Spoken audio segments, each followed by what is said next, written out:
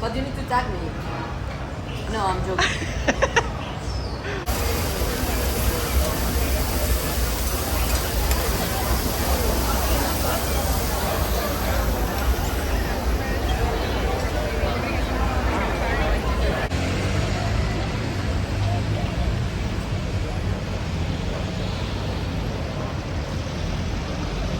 Ladies and gents, welcome, welcome. It's Wednesday, 11th of October. We are outside of Borough Market. It's 12 noon. So let's see what the market looks like on Wednesday at lunchtime. If it's still busy, let's see.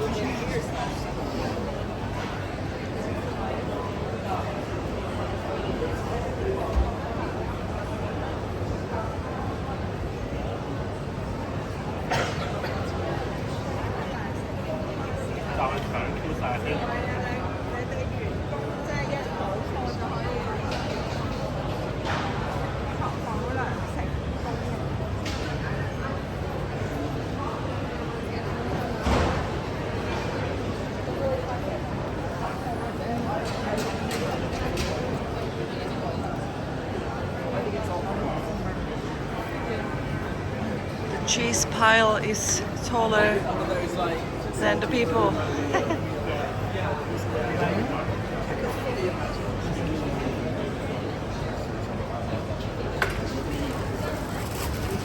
can have something special too. Do you simple today? Both sides. The cake, chocolate.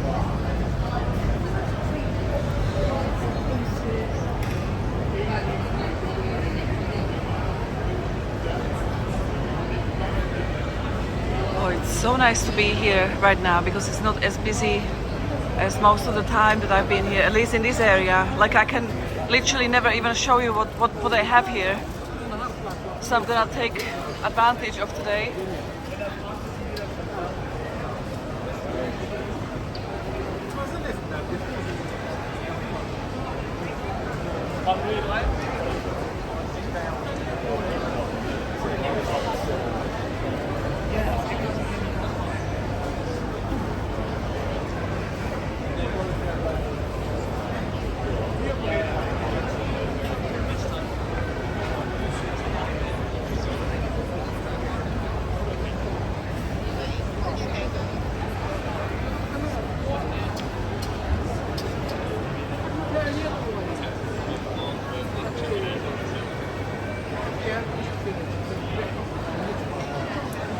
And my favorite huge bread, rustic.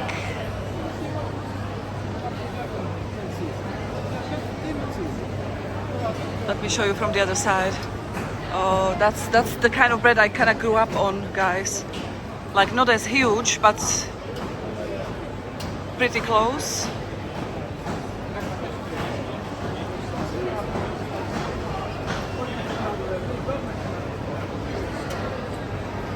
And now I'm 2 meters tall. I blame it on the bread. No, it tastes It tastes amazing. I literally can't eat white bread. You know those squares that they sell as white bread? I literally can't. It's disgusting.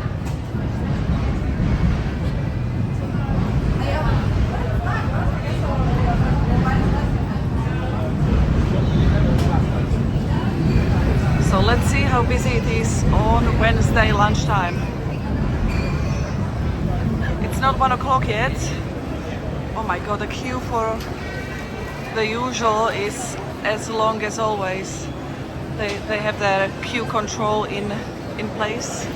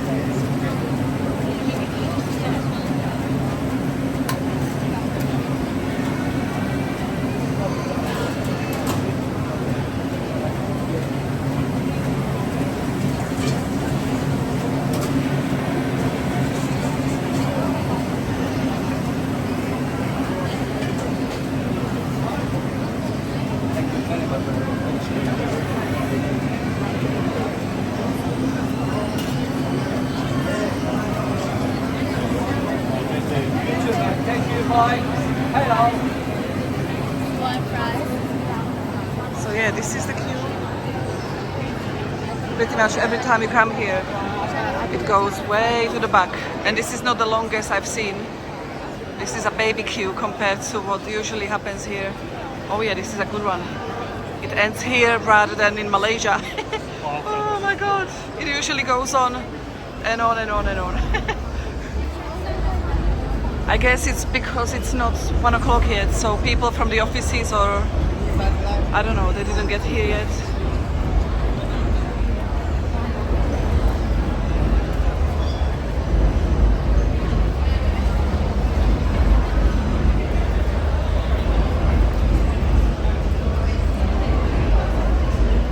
So autumn in Borough Market, or fall as our American friends say, fall in Borough Market.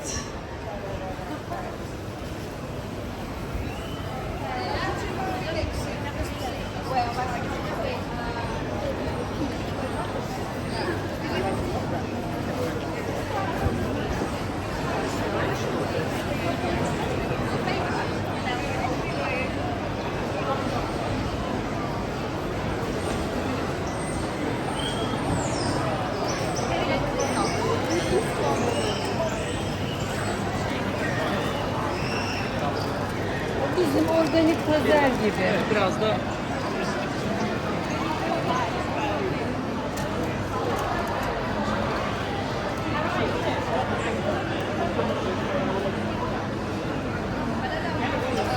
Oh, I can see this one, the herb for making tea, mint, I think, right? My friend came back from Morocco singing praises about mint and how he wants to drink mint tea all the time. So I'm trying to help him and find some mint leaves. I know they sell it everywhere, but there is also spare mint leaves that are less peppery as the peppermint leaves. So I've done some research. Look at that gorgeous salad. Wow. That's a beautiful one.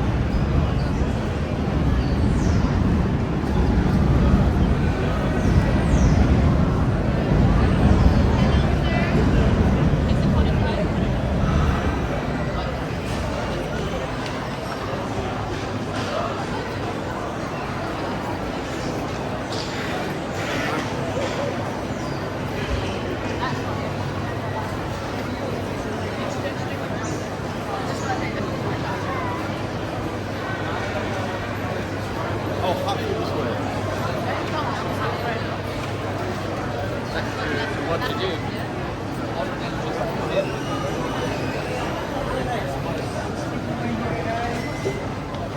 One chocolate? Yeah.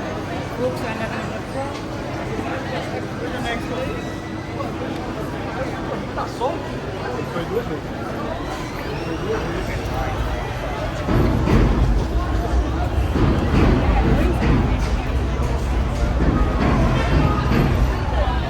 Oh, they've got cocoa pods. Wow, look at that.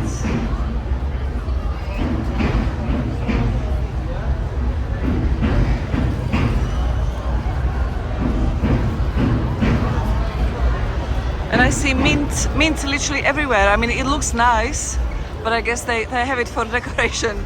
Nice. Literally on every stall, you see that?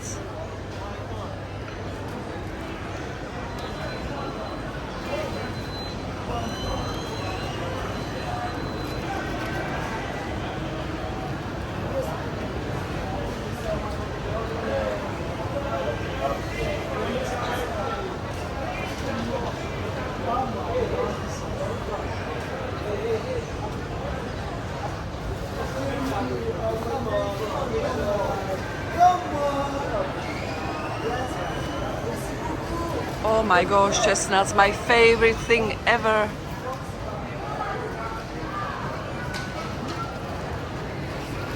And yeah, they look like the stuff that I discovered in Hyde Park. So in Hyde Park there are trees, many trees of those chestnuts. And yeah, I could eat them all. So what happened to the risotto stall? There used to be a risotto stall here. And this is my second time that I don't see it. Is it only at certain days? Maybe only at the weekend, who knows?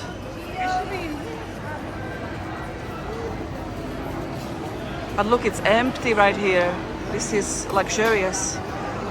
Finally, I found an emptier day.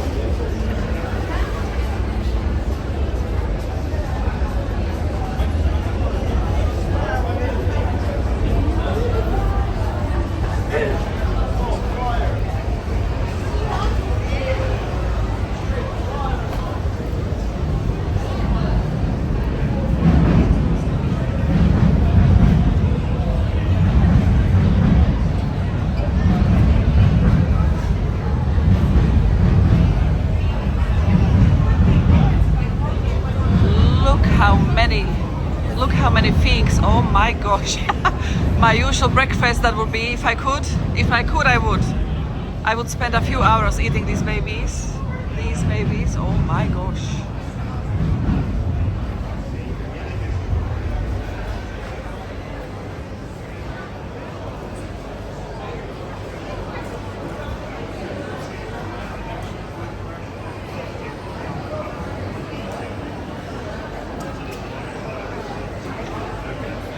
Luckily I had breakfast, so I don't have to buy anything.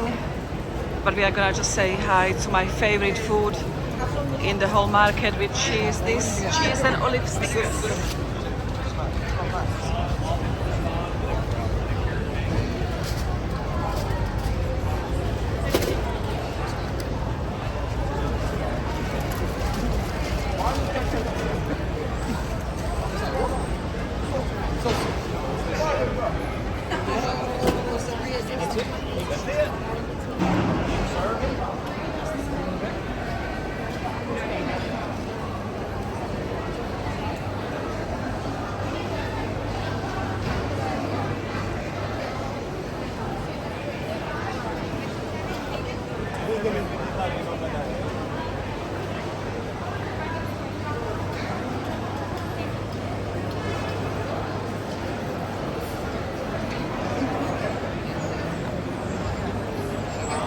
为什么他改给改了？我操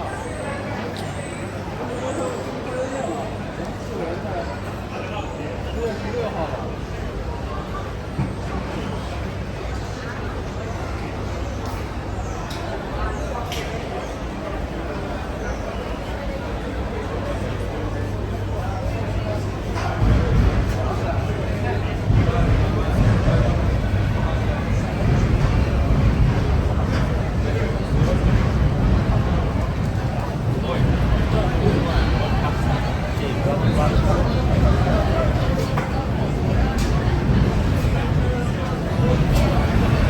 Okay, let's see the fishy fishy.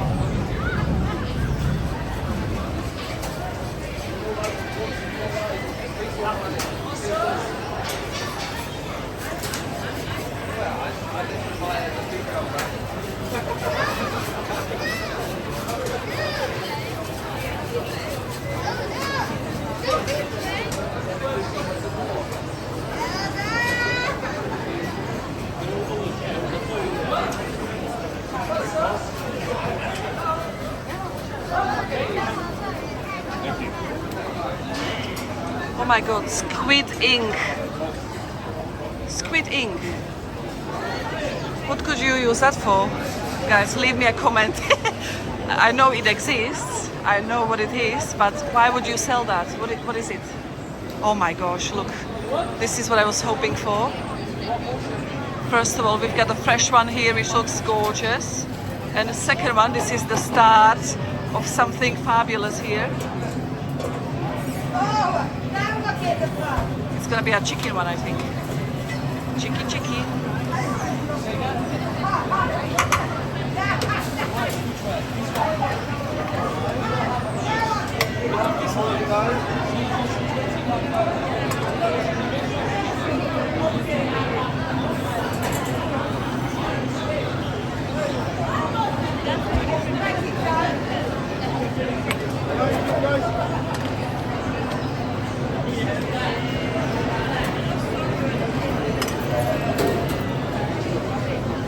Perfect.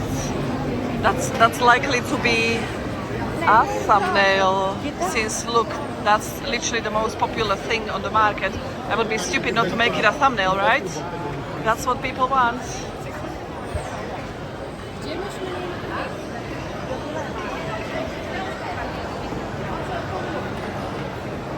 So it's still a baby queue today compared to most days. Anyway, let's get out through here.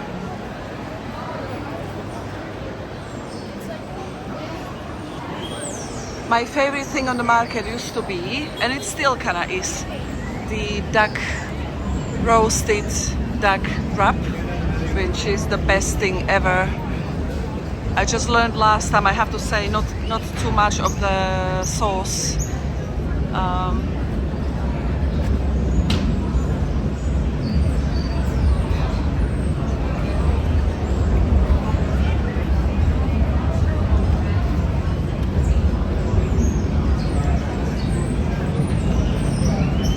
They put some kind of sauce in there, and that takes away the duck taste. So you taste something like a jam instead of the duck, which is not great.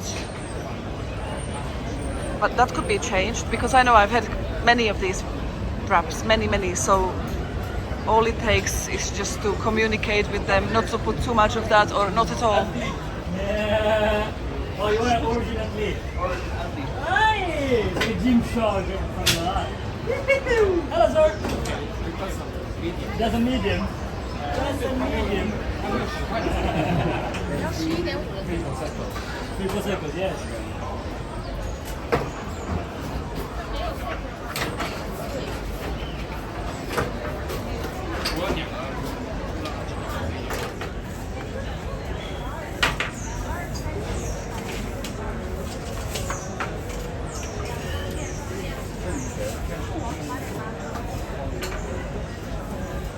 That'll be 30 for a pound, please. 30, 35. Oh, this is fabulous to be here on Wednesday lunchtime when it's not as busy. I actually get to show you some stuff that usually I would never be able to, like the prices of those oysters. you don't really get to see that because there is so many people all the time, and many other places, you know.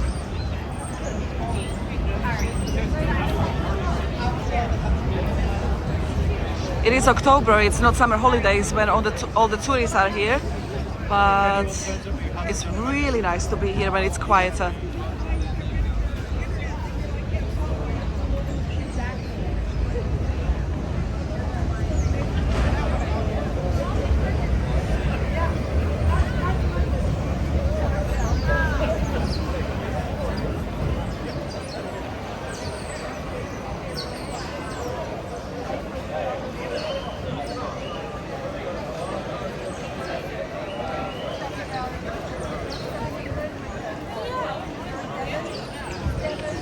Yesterday was 25 degrees, today it's not so cold either. It's supposed to be raining soon.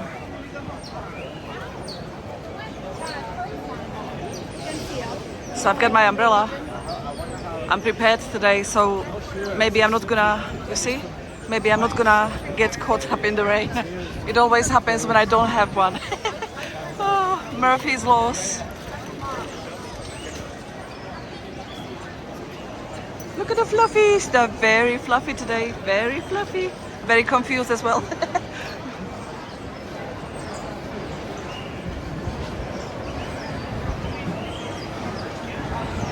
Let me just see this.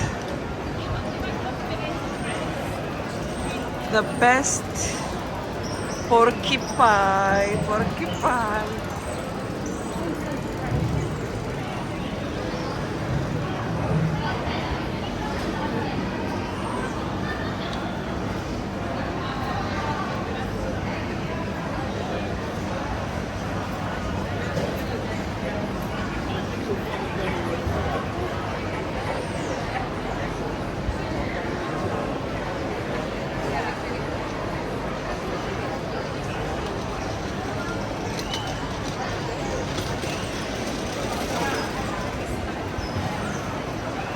And you see what is missing here today is the stall with the fruits and veggies. I don't know if it's here or on my left, potentially on my left. But it's less crowded. Risotto is not here. No, it's here on my right. Now I see. So it's not as crowded as during the weekends. Much nicer.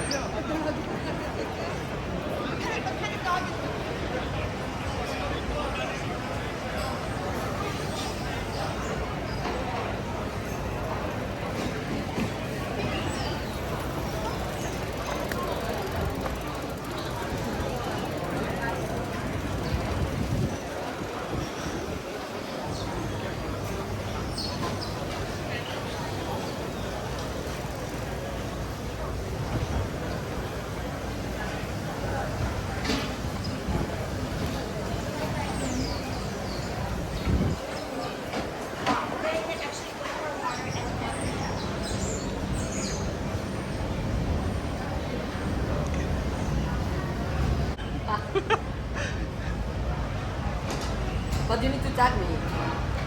No, I'm joking. Let me see. Price. So they make the sandwich right here. Look how beautiful this is, art.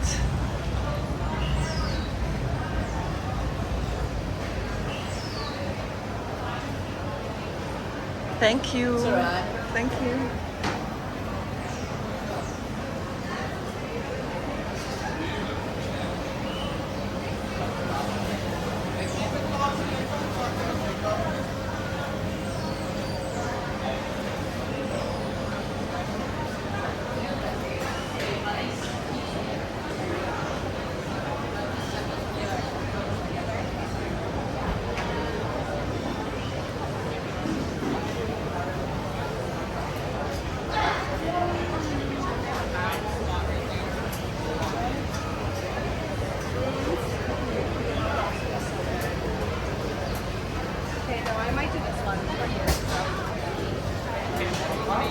Chicken shawarma, £9. Halloumi wrap, £8.50. Beiruti falafel wrap, £7.50.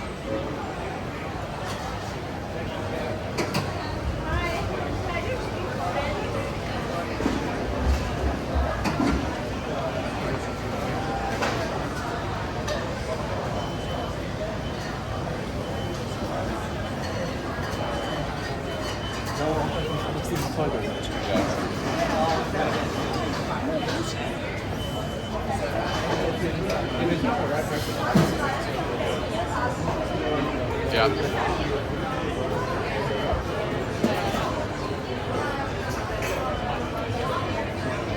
So this is the part where they serve and make hot food.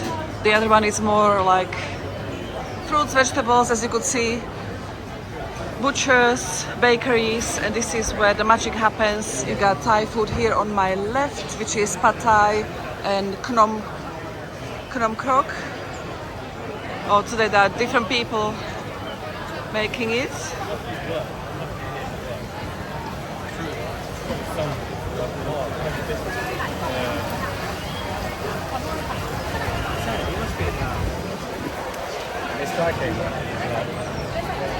Let me see if I can see the knom krok. It's a popular stall.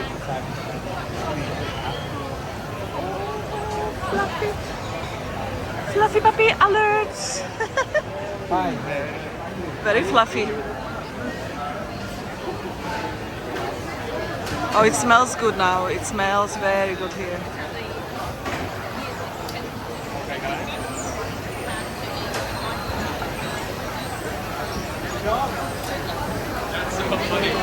I don't know what to show you first.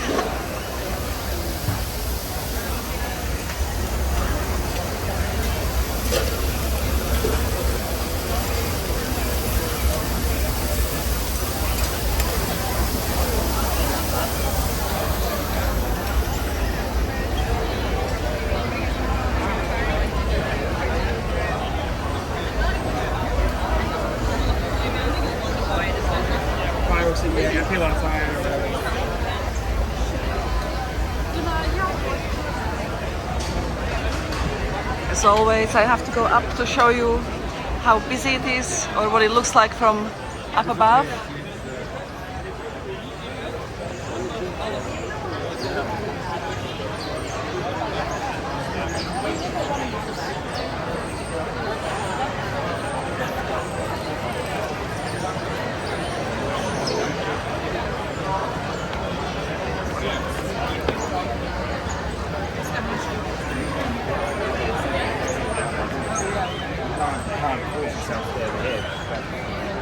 It is fairly busy, isn't it?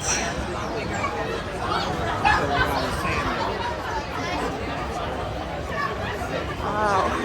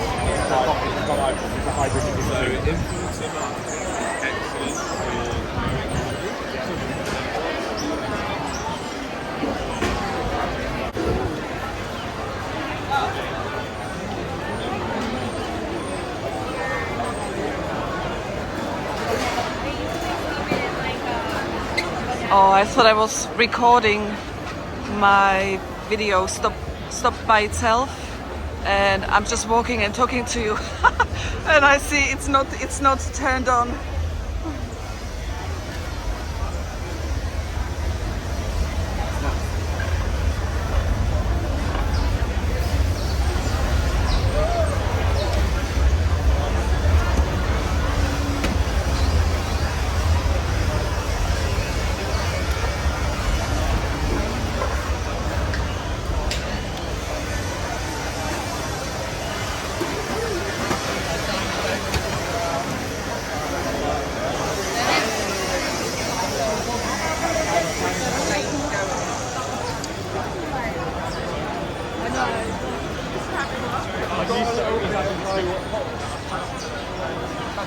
I showed you that sandwich while I was not recording.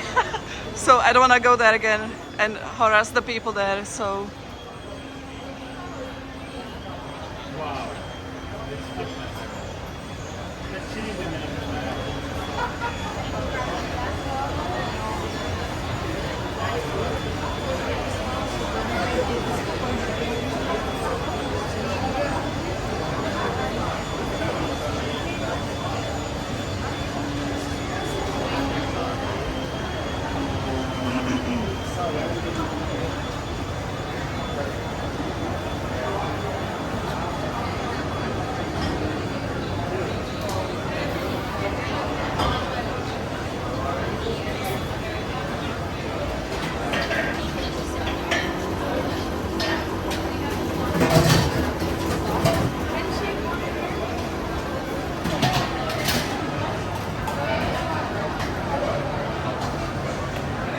as I was saying while I was not recording, I've been here so many times already. I've got many videos on my channel, and I used to film mostly the food rather than just walking around. So if you wanna see that, it's Girl in Paradise, either street food or Borough Market, and loads of videos should pop up for you. And you can check it out, much better than this one here.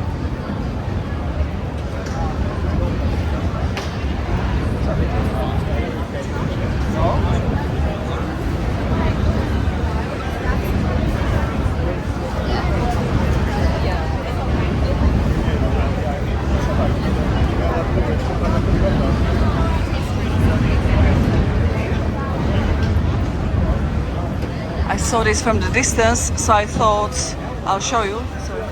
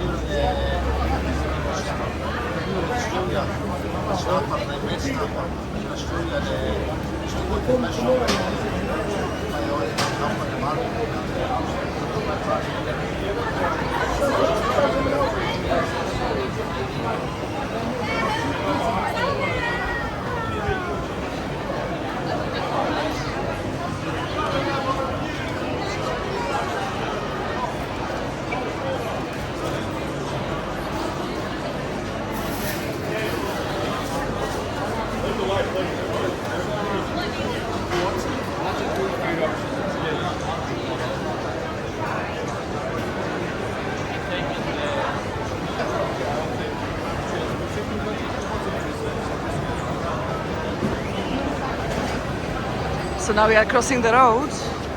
As you can see, there are plenty of stalls around here as well. That one is an amazing one with the pork there. Let me actually have a look. Just quickly, what's cooking good looking?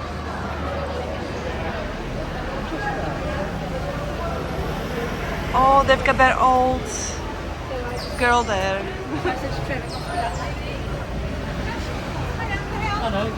Please can you have a meat wrap chicken? Chili sauce. Worried about that,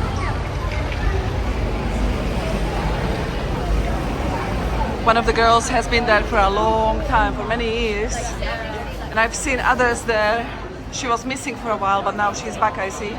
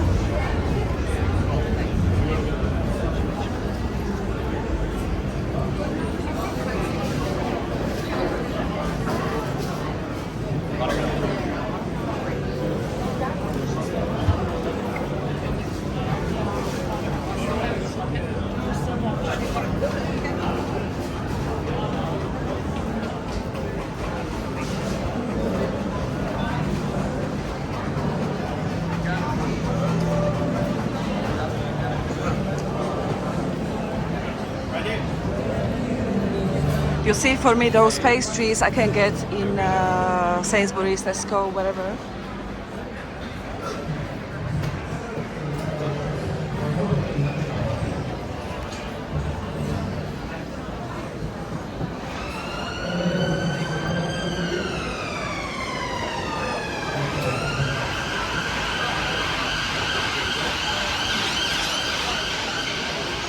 But something like meat, you know, like pulled pork or roasted duck and stuff like that, you know, I can't really get it in a store at that quality. They serve it here, so occasionally, you know, I buy stuff like that. But when it comes to pastries, unless it's that cheese and olive stick, that they don't really sell anywhere else, only in street food markets. So with that exception, I don't buy anything but the cheese and olive stick, yes. Otherwise, I just go for meat because that's much harder to get. Oh my gosh, this is the queue, look at that. And let me try to come closer and show you.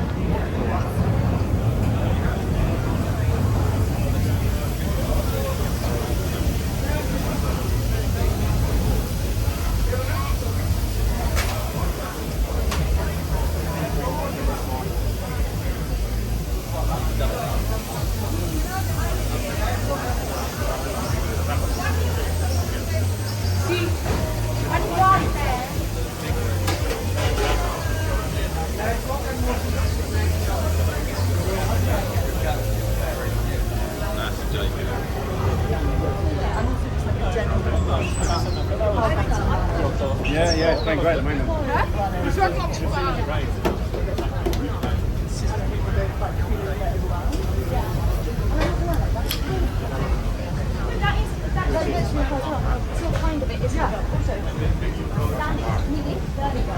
Oh my gosh. El bandito. Yeah, bandito. I love the way you say that. Very dirty. It was, wasn't it? Very dirty. I'll take a picture. Your display looks so nice. Thank you so much. Thank you so much, Jodie. See you later. Oh, you're so-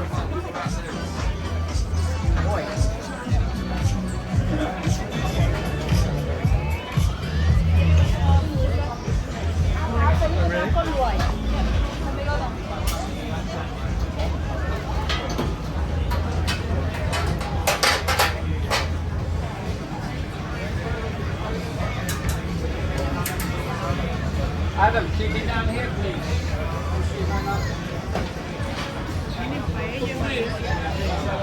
41. 41. Order 41. Order number 41. Order number 41. See, I've never been here. I always look at it from up there, but I never actually made it here. It's usually quite empty, quite busy as well.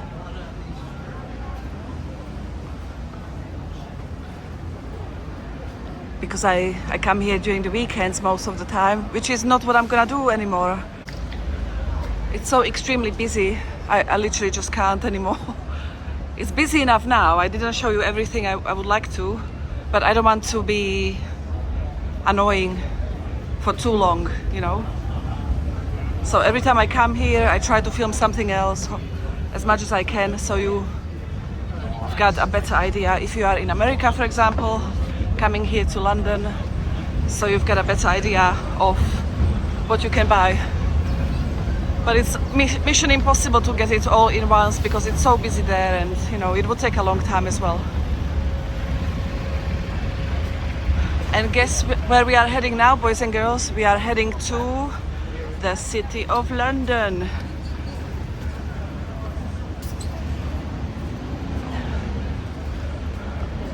Let me check the time.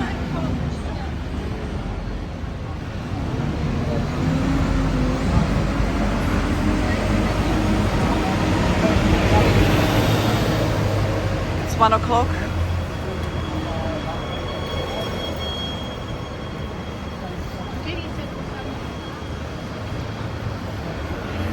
So it's gonna be lunch break.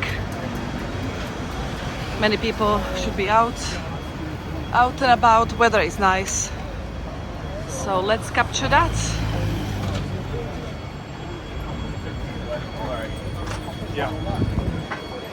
This is London Bridge, where we are. Many people confuse London Bridge with Tower Bridge. This is London Bridge. Tower Bridge is the most beautiful bridge in the world.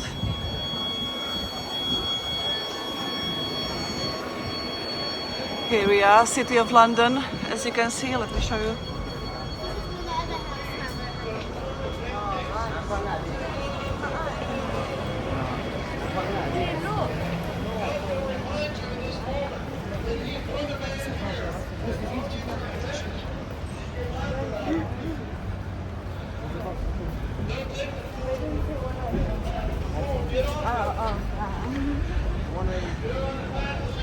It's no longer blue sky like it was yesterday. Guess what? I was in my garden tanning yesterday and I ended up, just for a few hours, and I ended up with bikini lines. Even though it wasn't as hot as it should be.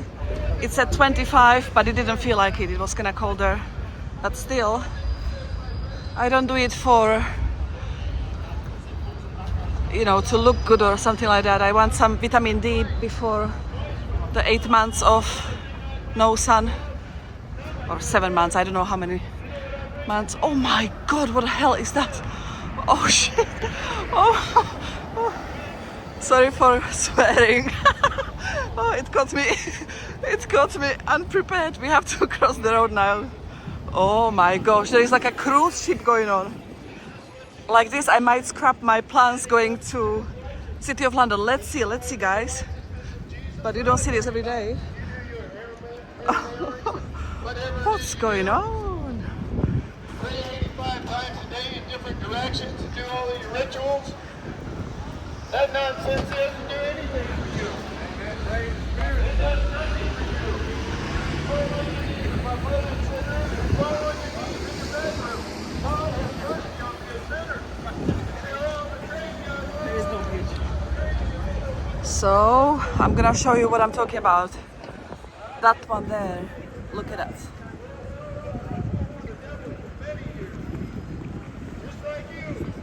Looks like a cruise ship, right? Or what is it? I could go on the North Bank, which is right there, and see it better.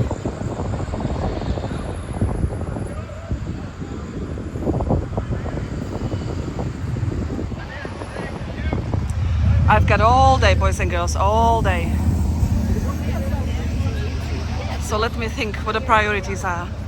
The priorities are for me to see lunch break in City of London.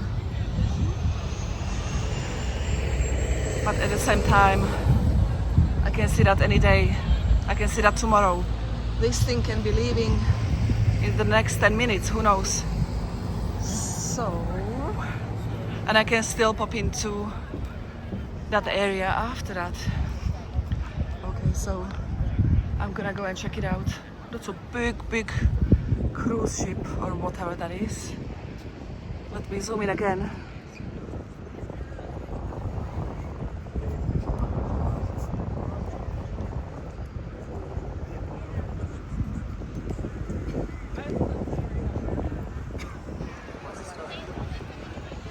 Anyway, let's go check it out.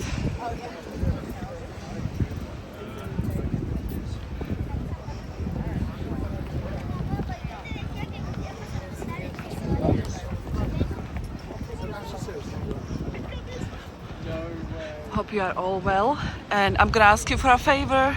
If you can please leave a comment, even if you just say hi, underneath this video, not in the chat where we are all chatting on the premieres during the premiere of the video, but actually underneath the video, which would be so appreciated. It could help my channel, hopefully, because it's going downhill. Everything is going downhill this year. I don't know what's going on. So thank you so much, I appreciate it.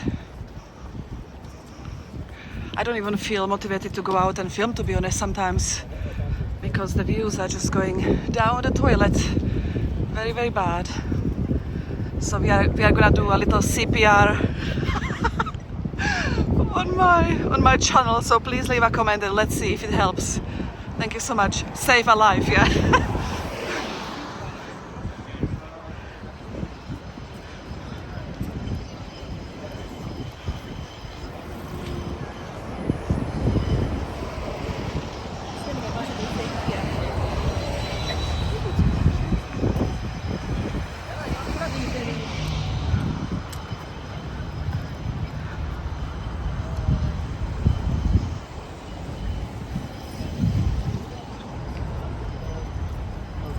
So we are gonna say bye-bye to London Bridge, and we are gonna go on the north bank of the Thames now.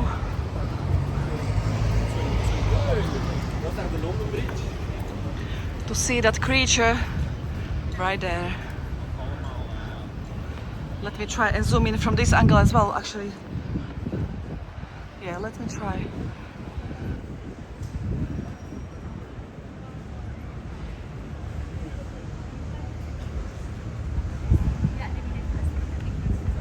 It's what me and Tabby. And then did you see how she found out who first said it? Who knew it?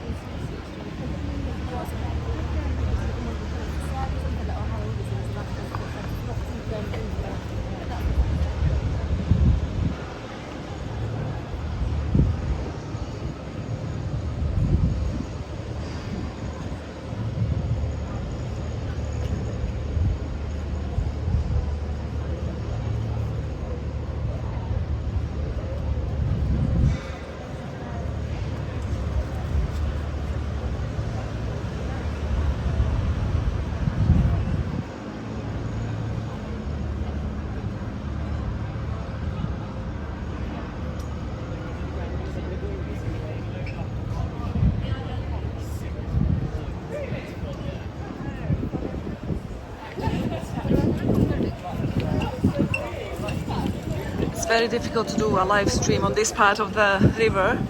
Usually the signal is so bad. I've tried quite a few times. My friend tried as well. It's not, something is going on here. It's not good.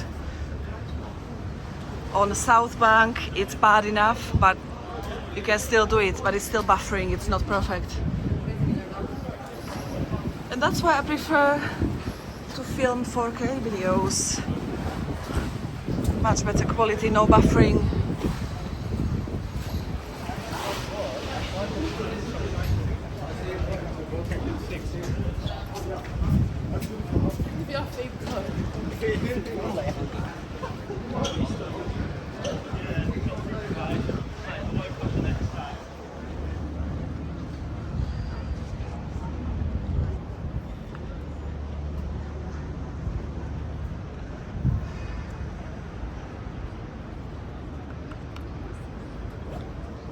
What's the temperature currently where you are? 11th of October. Here it's actually quite warm for me. Sorry, I'm just plugging something in. It's quite warm today. Let me check on my phone. 1 second. What's going on here? They're planting new grass and the birdies think it's for them. Oh, my dog.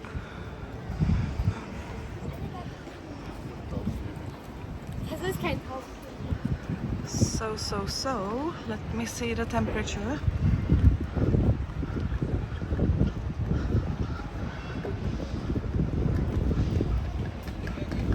It's 20 degrees right now. It's gonna be raining at 5 o'clock.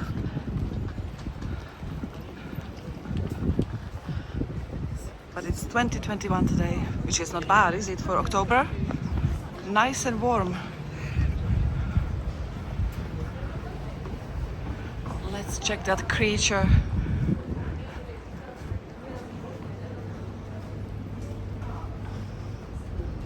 Across the river, London Bridge Hospital. Behind it you've got Chad. I've been to quite a few viewpoints in the last few weeks. I took my friend on one of them as well. He loved it. I caught one of those viewpoints during sunset. It was absolutely spectacular, if I may say so. Very beautiful. It's called the Garden 120 or 120 the Garden. I don't really know the precise name, but you know, combination of those words. It was absolutely stunning. It's for free. You absolutely have to go if you are in London and if you are in that area. It's around Liverpool Street station, so it's 11 minutes, I think, walk from there. And it's for free. It's lovely. And when I went there yesterday or the day before, there was no queue at all. Only at the weekend you've got queue. So I just came there, scanned my bag, up you go. It's on the 15th floor. So let me zoom in from this angle here.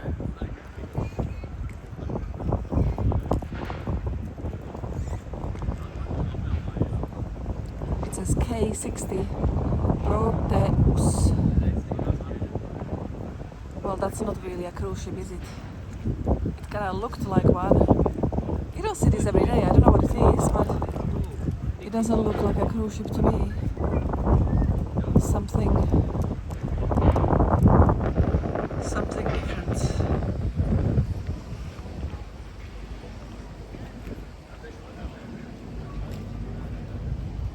I'm gonna zoom in on it again once we are closer.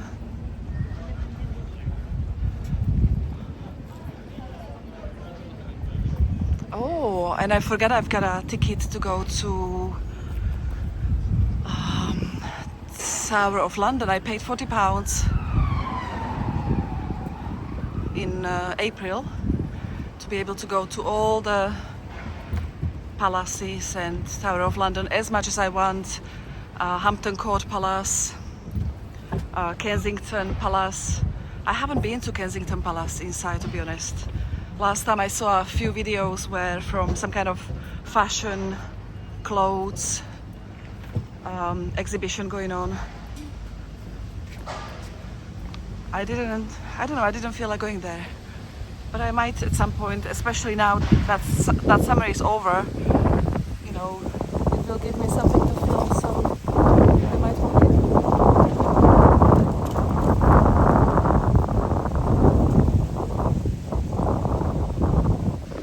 Sorry, I'm zooming in and out.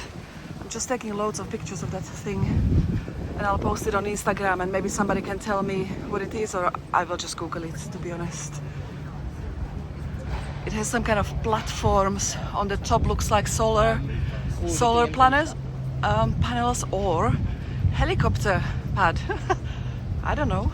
I'm a girl, how would I know what it is? I do girly things, like eat. Sorry.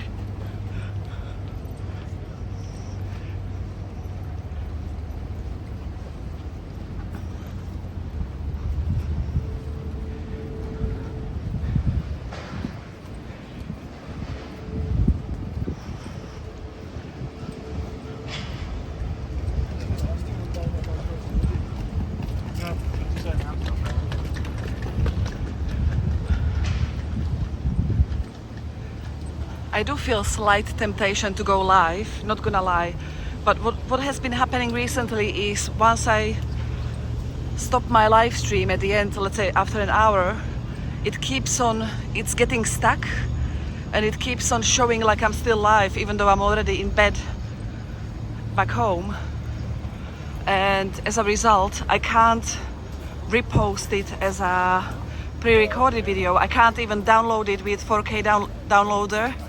It won't let me, something is not okay. And that was the only way I was gonna do live streams, to delete them as live stream and post them as a pre-recorded video, even though it's buffering. But since it's getting stuck, I don't know what's the problem. Must be something with the Prism app, or I don't know what's going on. But I reinstalled it already, so I really don't know what's going on. And for that reason, I'm gonna abstain from live streams for a while, since it's absolutely not worth it for me otherwise. Unless I post it as pre-recorded, it's not worth it for me at all.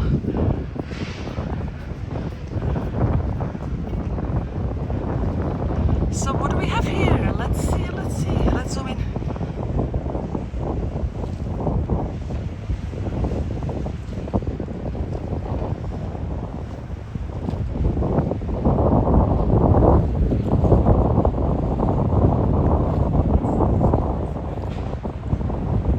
You see, if I didn't come here, I would assume it's a cruise ship because the front kind of looked like it from distance. But it's definitely not, and they're taking some material, some metal-y planks on it. Who knows? I'm gonna Google it. I can only speculate.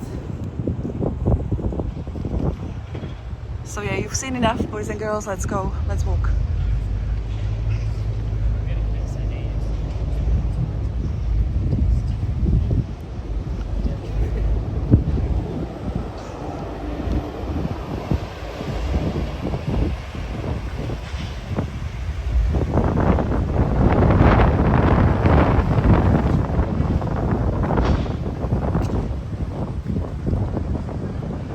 Against the sun, so it's not ideal. You can't see much. I know. Sorry about that.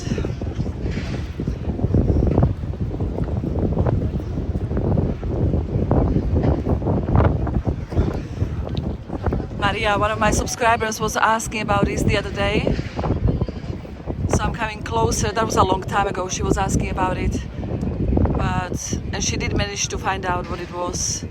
But I'm just coming closer to show you what it is.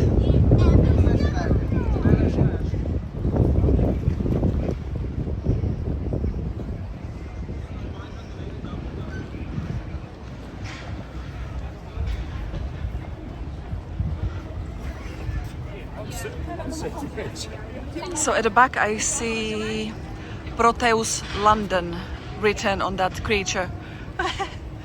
It's quite big. I'm so curious what it is. I'm so curious. I can't wait to Google it.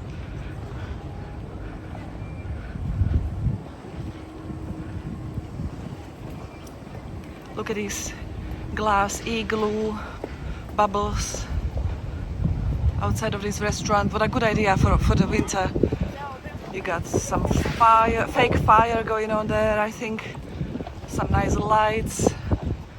It's nice and warm. Even fur you have, and you've got your own bubble. No screaming kids, no attention-seeking people shouting. You can have a lovely dinner, only you and your precious ones.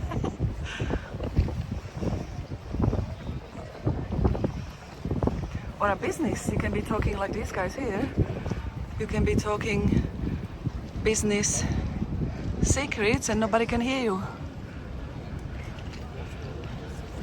unless they've got some listening device there. Then they'll steal all your business ideas. I'm joking, guys.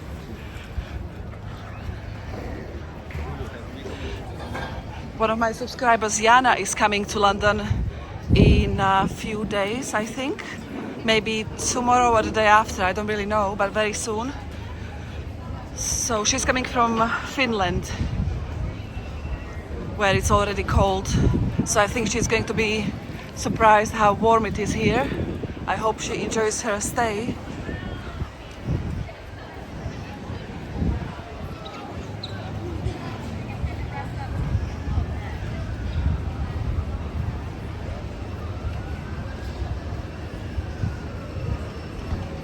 Tower of London, the most haunted place.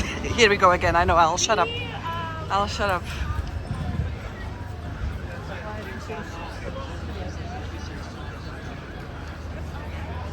And there is no queue, guys. Should I go in? Listen, let me wrap up all my stuff. Stay where you are. I am gonna go in for you guys. I'm gonna ignore the lunch break situation.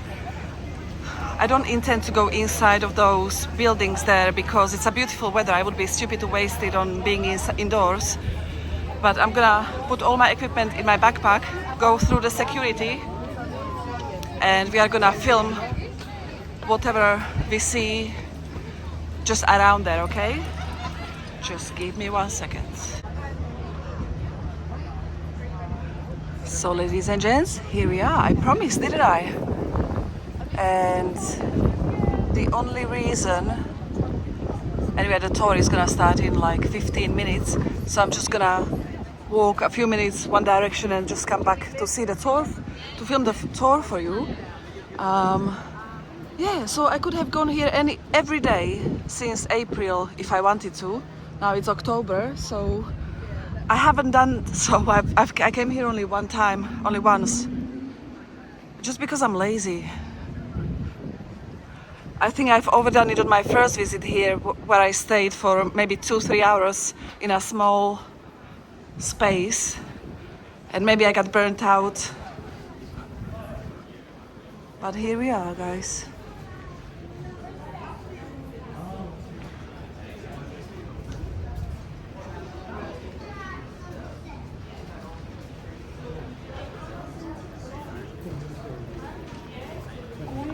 You've got names on these towers. This is Bell Tower where we are. Let me just tilt my stuff a little bit for you.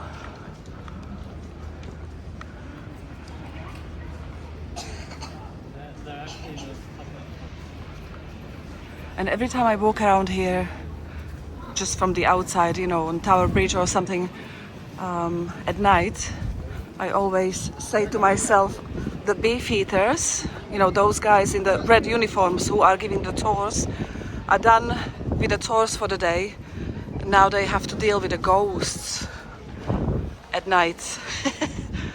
Look, there is a tour happening right here.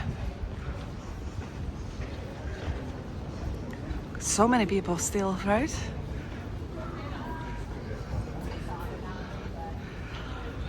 I really need to Google again what's the #1 visited tourist attraction in London. I've done it quite a few times, and I think every time I saw different results. See, that's... Don't we get the metal ring, ladies and gentlemen? There's the metal ring there, look. Look how many people, oh my gosh. It's a St. Thomas Tower, St. Thomas's Tower. This one here, even though it looks kind of like a bridge rather than a tower. Oh my gosh, so much money there. Why do I even try to work? Just put a magnetic suit on you and go roll in it. Go swim. Oh my god, this is Mr. Foss swimming in his treasure. This is amazing. Let me take a picture for him. Mr. Foss is my friend, and he is always pretending he's got some Bentleys, and he's eating caviar a lot, and we joke that he's swimming in his gold nuggets. You say that? Golden nuggets. So this is literally the place. Oh my gosh. It's perfect. Oh, this one is called Bloody Tower. I'm not joking, guys. That black thing on top that you see, it says Bloody Tower. And this one here is Wakefield Tower, right here. I will go in at some point. I saw parts of it, but not on a day when it's a good weather, and you know, when it's windy and rainy. I will come. I will go in. But it's time for us to go back to the entry, and hopefully I can film that tour for you. Would be lovely.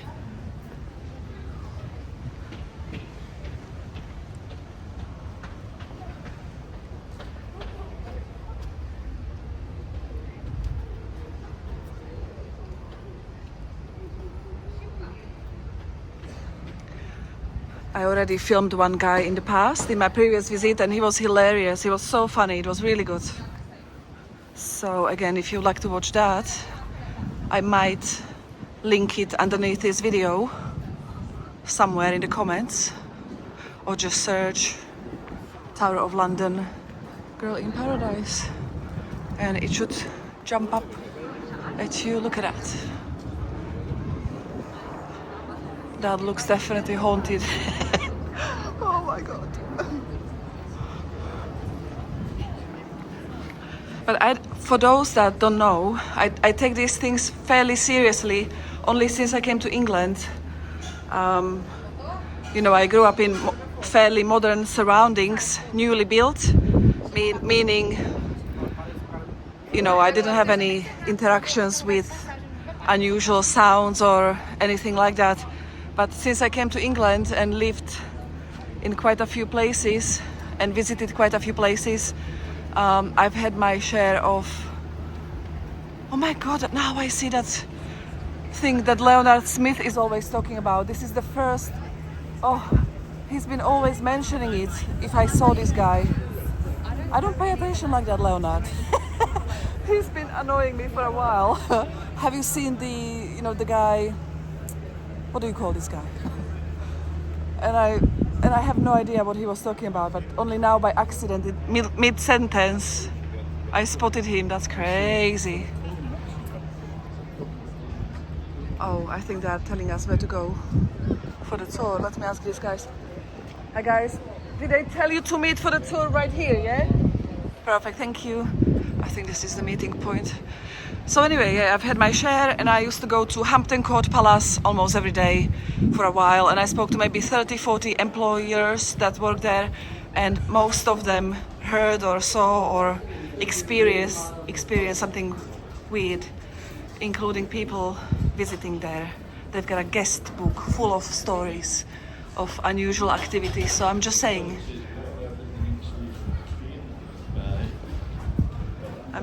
my mental health is okay. Stuff is really happening, you know. So that's what it's...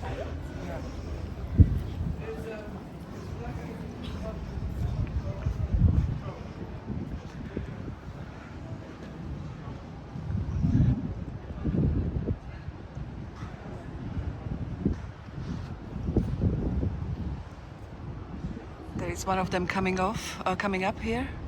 Maybe he's the guy who is gonna give us the tour today.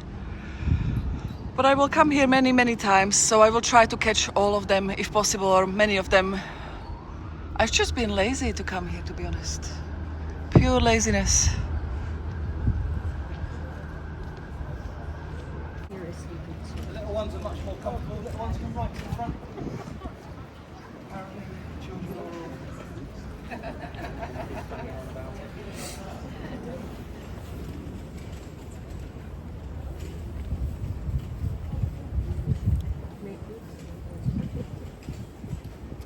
Right folks, first and foremost, good afternoon. Welcome to His Majesty's Royal Palace and Fortress Tower of London. My name is Yeoman Warder Lawrence, and for the next 4.5 hours, I'm going to be your guide.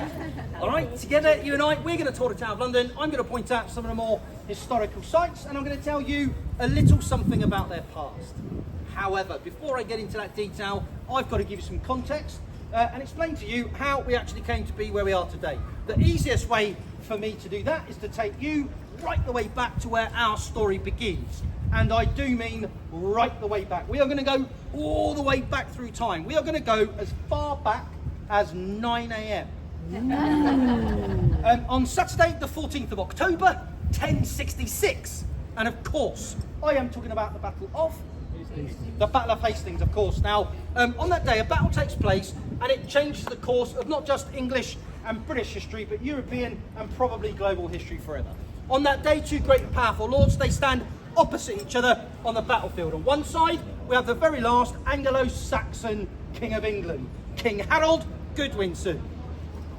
Opposite him, his arch nemesis, a man called Duke William of Normandy, better known as? Well, he wasn't known as William the Conqueror at the time, was he? He hadn't conquered anything. Does anybody know what he was actually referred to as at the time? Little Willie's close, but it's not right. No, close. William the I beg your pardon, madam? A little bit louder for the children. Sorry, kids, to you, what she said. She said, William the bastard of Normandy. Now, children, that is an historical name. You can say it as much as you like. Some of my colleagues, they don't like children with me. I don't like your parents. William, he is victorious, and he crowns himself King William I of England on Christmas Day of that same year. But there's a bit of a problem, because his newly conquered subjects, we do not take too kindly to Norman domination. I mean, they were basically French. Any French in the audience today? Good. I'm joking. Welcome if you're out there. Do you? Well, don't. So, what he has to do though, it's a bit of a problem because newly conquered subjects, we're not taking it. We don't like Norman domination. So what he has to do is got to find a way that he can subdue and overrule the citizens of London. A way of demonstrating what was their far superior Norman power. And they used this site here, just inside the old eastern city wall, where once an old Roman fortress had stood. And it was right here in the year 1078 that he authorises the building of his very first royal palace and fortress in England. Today we refer to it as the White Tower, and it is situated behind those defensive walls that you're in.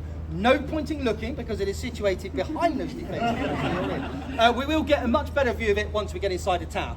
Now, folks, over the years, this place has been used for lots and lots of other things. First and foremost, that is the storehouse to the crown jewels and royal regalia. They are still safely stored here to this day, and they have been as far back as 1303. It was a citadel to both command and defend the city of London in times of war. The Royal Mint was actually housed within those houses you see behind you there. Down here is Mint Street, and it's in those houses you see behind you there that all coins of the entire realm. They were designed and produced right up until the year 1810. This was also the site of the very first Royal Observatory, studying stars and planets. So that was moved to Greenwich in 1675. It was an armoury for the storage of warlike stores and provisions. The Public Records Office was inside there till that was moved away in the middle of the 19th century. Believe it or not, this was also a royal menagerie or zoo. Some of you may have noticed when you arrived down the west side of the fortress, you might have seen what remains of 3-wire Barbary lions. They are standing on what is left of the Lion Tower, and it was out there in the Lion Tower that the royal collection of exotic animals and beasts, they were held here right up until 1835, until that famous soldier, the Duke of Wellington, he takes over as constable here at the Tower of London, and he orders that all of those animals get moved down to Regent's Park, and they end up becoming the very first animals of London Zoo, founded from the animals first kept out there by the Lion Tower. Last but by no means least, this probably ranks as one of the most infamous prison complexes in the world. And over the years, many famous names have been incarcerated inside these walls. Many of those famous names, they are still incarcerated inside these walls, and I will show you where they are a little bit later on in the tour. Don't get too excited though, kids, they're all dead. But for us to understand how they got deaded, I need to draw your attention to where it actually stands outside the fortress. Now, for those of you who may have arrived by tube today, you'd have arrived up in an area called Tower Hill. Just on the north, slightly west side of the fortress, there's an area known as Trinity Green. That stands up on Tower Hill, and it was up there on Tower Hill between the 14th and 18th centuries that almost 400 people were going to lose their lives by means of block and axe. And that included 75 men of noble birth. Now, the first victim up there, that was a man called Simon Sudbury. He was the Archbishop of Canterbury, and he was murdered up there in 1381 during the Peasants' Revolt by peasants. You lot. Why? Because he introduced an unpopular tax. Unfortunately, we are no longer allowed to drag our politicians out and cut their heads. It'd be a nightmare for traffic in London. There'd be a queue from here right the way down to Westminster and probably back again. 7 years later, 1388, the first legal execution up there was another Simon, Sir Simon Burley. And by a remarkable coincidence, the final victim up there in 1747 was also called Dave. Simon Fraser, the Lord love it. He was an 80-year-old Scottish lord who had supported the second Jacobite rebellion led by Bonnie Prince Charlie. Have we got any Scots in the audience today? Aye. Nice to see you folks. Hold on, you did very well to get in there first, but hang on. Have we got any Americans in the audience? that think they're Scottish. No? Where was your father from, sir? Ireland. Mother? Scotland. Are you sure? That's what you were told. Folks, you're American. And that's okay. We'll have a chat later. Right, folks, just pause for a moment, okay? I want you to imagine the scene up there on execution day. Thousands would have gathered around that raised platform supporting the scaffold in order that they may witness the proceedings. Now, the prisoner, having first of all paid the executioner, then forgiven the executioner, would have delivered their final words, said their prayers. They then would have knelt down and placed their neck on a block of oak. They then would have had to give the executioner a secret word or a signal. Ready. The executioner would then bring down his axe, hopefully beheading his victim with just one clean stroke. They would then reach down and they would pick up that severed and still bleeding head, and it would be held aloft for all to see, blood still dripping from the neck. Thirsty? Turning to the assembled crowds, they would make the same proclamation. Behold, the head of a traitor, and so die all traitors.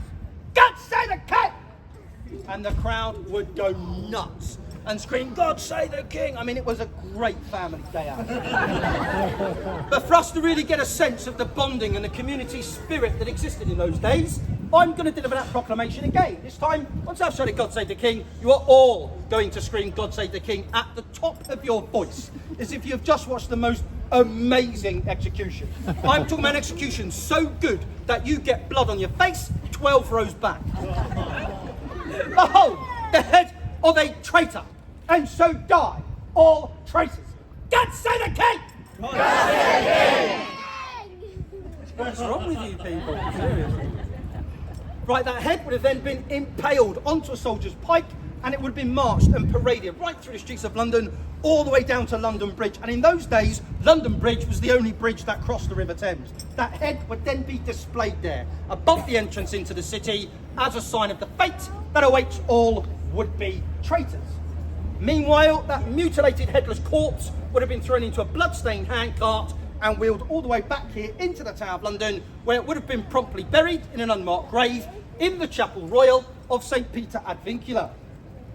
Very much like those headless corpses, we are going to make exactly the same journey up to that chapel.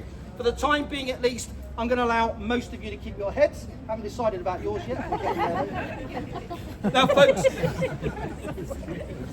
don't panic, I'm not joking.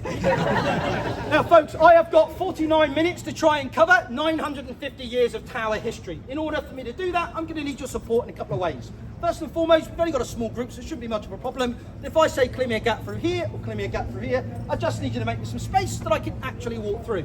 Secondly, when I say come this way and follow me, that is all you need to do. I live here, I have taken this tour before, I know where I'm going, trust me.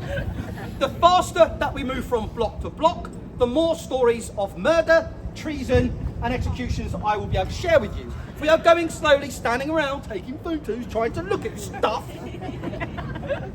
I'm just going to start talking about medieval architecture. And I know a great deal about medieval architecture, and I can promise you, none of it is interesting. Right, folks, are we ready to move? Yes. Are we ready to move quickly? Yes. Want to hear about murder? Yes. Treason? Yes. Execution? Yes. Killing children? Yes. I think you're a little bit outvoted there, folks. Right, clear me a little gap through here and I should take you around to Traitor's Gate. Come this way, folks.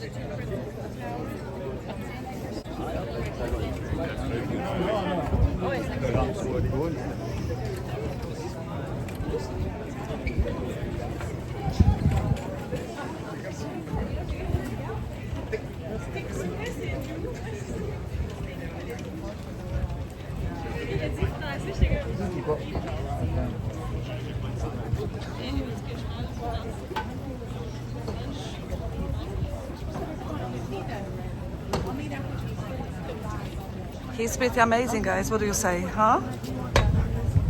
I hope you can, my only worry is I hope you can hear clearly enough what he's saying because I'm not that close to him. But yeah, I'm enjoying it. I'll try to go as close as possible without being annoying in his face.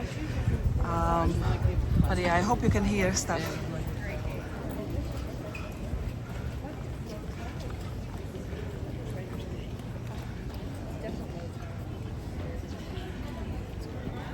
Come right round this side for me, folks. Come right round this side again. Come in nice and close.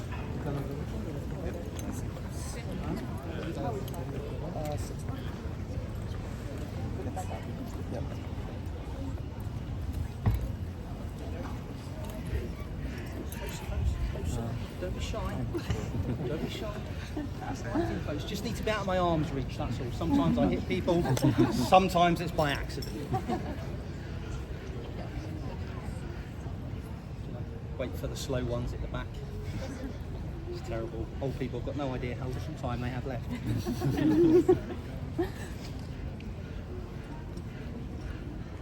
Everybody happy? Everybody warm enough? Yes. I am, if anyone's interested. Clearly this uniform was designed way before global warming. But we'll do our very best. Right, folks, where we are standing now. Probably one of the most infamous places in the country for two very good reasons. Behind you is the Bloody Tower. I'll tell you all about that in a little while. But behind me is the equally infamous Traitors' Gate, and this is where we'll start.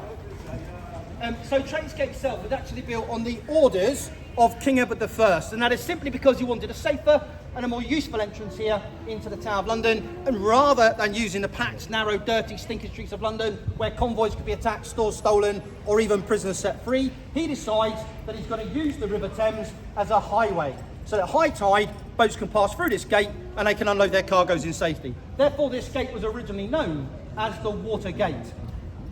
And of course, for my elderly American friends in the audience, it's another example of something that we had way before you did. What he also realises, though, by having the opening here in the outer walls, he has significantly weakened the defences of the fortress. So he orders that a defensive tower be built above the gate to defend it. It is called St Thomas's Tower. Sometimes you'll hear it referred to as the medieval palace. And it's named after St Thomas of Becket. He was the Archbishop of Canterbury who was brutally murdered on the steps of Canterbury Cathedral on the orders of Edward's great-grandfather, King Henry II, in 1170. But when did it become known as Traitors' Gate? Well, like I told you earlier, originally known as the Watergate, and then because of its practical application, the name was changed from the Watergate to Traders' Gate. Then, of course, only a small play on words to go from Traders' Gate to Traitors' Gate. Now that happens during the Tudor period because of the increasingly large numbers of treacherous prisoners who start to enter this mighty fortress through that grim gate. Among them, 3 queens of England. Queen Anne Boleyn, Queen Catherine Howard, and Queen Jane Grey, the young 16-year-old uncrowned queen of just 9 days. High dignitaries of the church, they are no exception. Archbishop Cranmer, Bishops Latimer and Ridley, they were all in prison here during the reign of Queen Mary Tudor.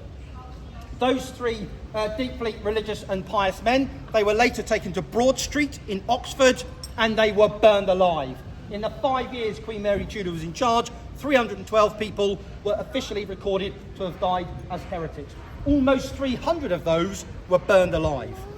Many historians describe this as the fires of faith, and to this day it remains one of the most intense periods of religious persecution in English history, and quite rightly it earns her nickname, Bloody Mary. Right, folks, before we talk about the Bloody Tower, I just want to point out one of the other really significant structures that we've all just walked past. We stood down there earlier on. We look back down Water Lane, on the right-hand side, you'll see that large tower. Now, that tower is called the Bell Tower, built during the reign of King Richard I, the Lionheart, and it derives its name, as you might imagine, from that small white belfry you can see up there on top, and it still contains one of the oldest surviving curfew bells in London. When sounded in alarm, that was a signal for us to drop the portcullises, close all the gates and doors and man these battlements for defence. It is still sounded at 17:45 every day to notify all yeoman warders that any children still left on site can be legally beheaded. So kids, if you hear the bell and you're on the inside, run.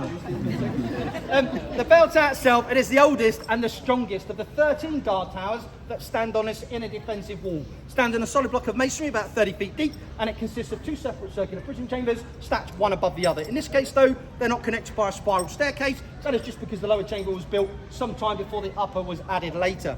but it has had some very important guests invited to stay there. Princess Elizabeth was imprisoned there by her half-sister, Mary Tudor, also known as Bloody Mary.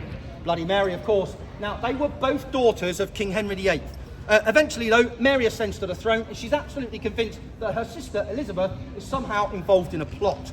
This was the Sir Thomas Wyatt plot aimed at preventing Mary from marrying Philip of Spain. Now, Elizabeth was incredibly intelligent. Her followers and supporters, they were unshakably loyal, and nobody implicates her in that plot. Miraculously, after about 6 weeks, she is, although banished to Woodstock, she survives. She leaves the tower with her head still physically connected to her body. No mean feat. She only ever returns back here once more in her lifetime, 4 years later, 1558, to prepare for her own coronation as Queen Elizabeth I of England. And she goes on to rule for almost 45 glorious years. Now, by far the shortest stay down there was by a man called James Scott. Now, he's also known as the Duke of Monmouth, and he's the eldest of King Charles II's 13 illegitimate children. That's more than I've got. Now, I'm joking. I've got less than half that figure. Now, when Charles dies, though, he has no legitimate son in there, so it is his brother that is appointed as the new king. He's also called James, and he is crowned King James II.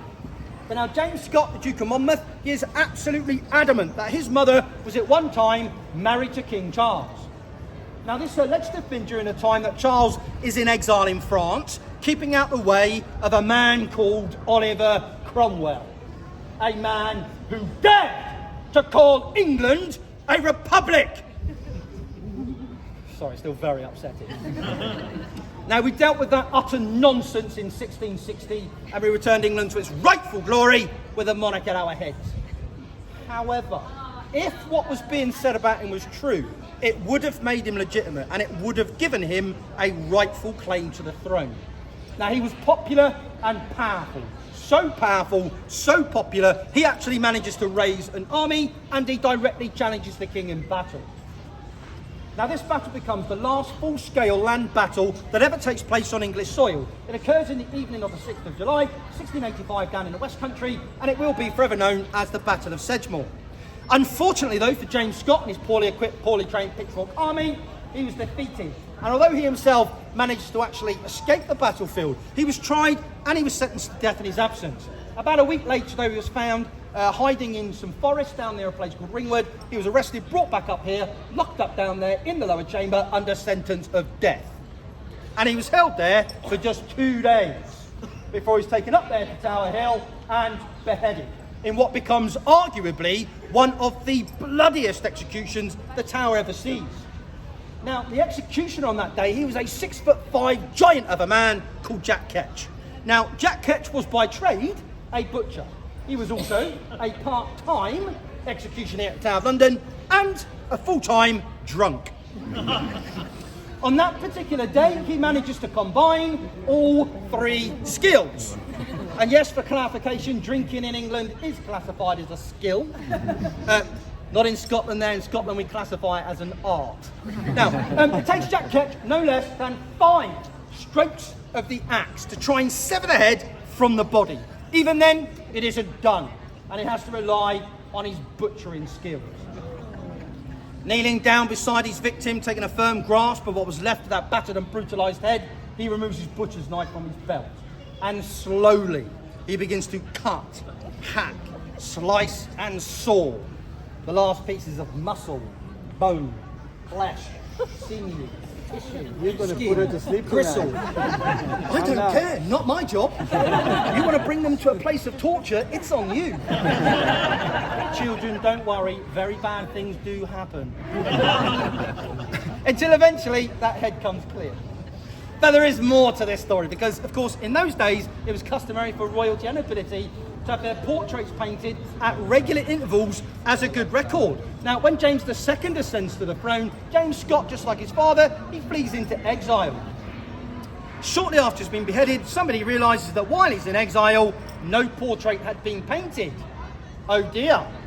There is, of course, only one sensible solution. A yeoman warder is immediately dispatched down to London Bridge to fetch back his head. The royal surgeon is called for to stitch the head back onto the body. With the Duke dressed in fine clothes and laid out upon a couch with a scarf around his neck, the artist was given just 24 hours to complete that painting. Now, that painting is owned by the National Portrait Gallery. It's not always on display though because it's rubbish. He was given 1 day to paint a dead guy. Probably wasn't doing his best work, was he? Nonetheless, it is on display sometimes. Failing that, you can always ask our very good friend Google.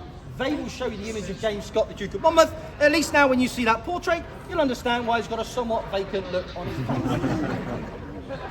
Right, folks, that is 23 minutes of doom and gloom. Who's up for a story with a happy ending? Okay, go visit somewhere else then. Right, behind you folks, that's the bloody tower, originally known as the Garden Tower because it used to overlook the Lieutenant's Garden. Name was changed to the bloody tower during the reign of Queen Elizabeth I as a memorial to many of the dark deeds that are alleged to have happened inside those walls. Many of them, they were written about by a man called Shakespeare. And when Shakespeare writes about the Garden Tower, he refers to it as the Tower of Blood. And there were many, many dark deeds.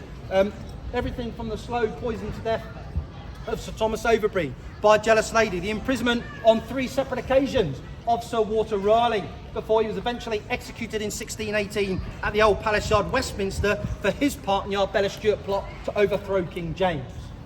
But by far, the darkest of all of those alleged deeds, of course, is the murder of the 2 boy princes in 1483. Now, on the death of their father, King Edward IV, the young Prince Edward and his younger brother, Richard, the Duke of York, they were 12 and 9 years old respectively.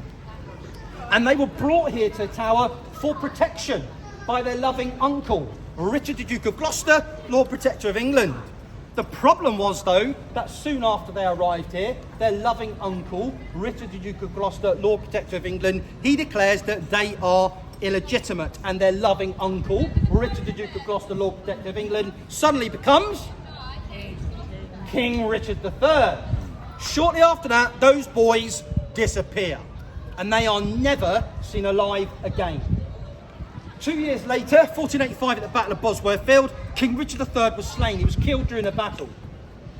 Sometime after that, it is alleged that a man comes forward by the name of Sir James Tyrrell, and he admits to murdering by smothering and suffocating the boys as they slept up there in the upper chamber of the bloody tower. After which time, their lifeless bodies, they were wrapped into their bedding, they were bundled down a stairwell here and hidden beneath rubble in the basement of the Wakefield Tower. Sometime later, those boys were moved again to a secret location by an unnamed priest. Those boys were not located for 191 years. It was not until the reign of King Charles II in 1674, during conservation work taking place on the south side of the White Tower, that conservators discover a large chest behind a false wall under a staircase. Excited, they rip the lid open, expecting that they're going to find gold and jewels. What they actually find are the bones of 2 young boys. Experts of the day, they declare that they are indeed the missing princes, and eventually, on the orders of the king, they are moved to Westminster Abbey and they are re-interned in a place called Innocents Corner, which is named in their honour, and both those boys, whoever they are, they still lie there to this very day. In more recent years, in 2012, we finally managed to locate, uncover and genetically prove the remains of King Richard III, and he was finally discovered under a car park in Leicester. Now, whether you believe he is responsible for the murder of the 2 boy princes or not, it is important to recognise he was only our 2nd monarch in history and the 1st in 400 years to die at the head of his army in battle. And he has now been re-interned in Leicester Cathedral. Right, folks, come in a gap through the centre, and I shall take you through to the inner ward. Come this way, folks.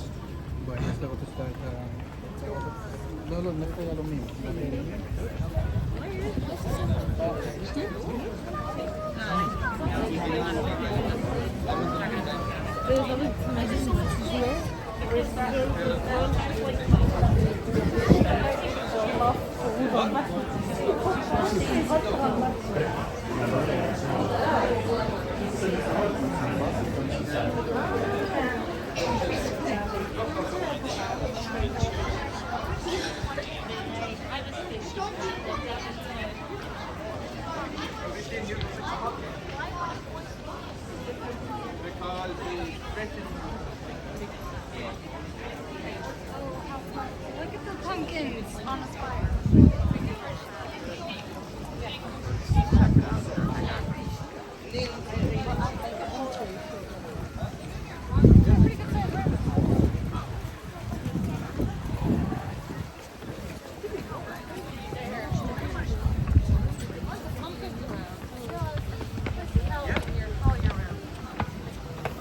going to go in that direction next, folks, so feel free if you want to go and stand on top of the stairs.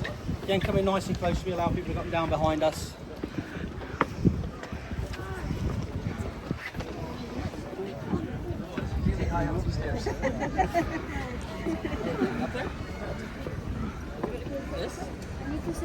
Oh, that's the bridge. There's a surprising amount of huffing and puffing going on out there, folks. We have got, you know, I don't want to insult you, but we have gone 150 metres in 28 minutes. We're not exactly shattering any records here, are we? Right, okay, folks. We're now standing on the inner ward of the Tower of London, the most secure part of the fortress. As promised, behind us, William the Conqueror's Norman Keep, the White Tower. Now, like I told you right back at the start, work begins here 1078. Takes around 20 years to complete, under the direction of a man called Gundulf. Not the legendary film wizard before you'll get excited. Right, Gundulf of Beck, he was a bishop of Rochester, a skilled builder and architect, also known as the Wailing Monk, because he had a furious temper. Stands just over 90 feet tall. The walls right down here at the bottom, they are 15 feet thick, and they taper to 11 feet thick at the top. On each corner, you'll see there are turrets, 3 of them are square, but the one right around that northeast corner is round. That's because it was in there that the very first Royal Observatory was established before it was moved to Greenwich in 1675. Above each one of those turrets, you see a large crown in gold leaf, and beneath that a weather vane showing the royal standard. That denotes that this is still an official royal palace. No difference you standing here or you being inside Buckingham Palace or Windsor Castle. They have the same status. Although it's no longer used as a royal residence, it did serve as one for over 600 years, with the last monarch to reside up there on the top floor being King James I in 1603. That's where you would have found the royal apartments. The floor below that had been occupied as a banqueting hall, a council chamber, accommodation for knights and their ladies, and the chapel of St. John the Evangelist, the oldest working Norman chapel in the whole of Europe.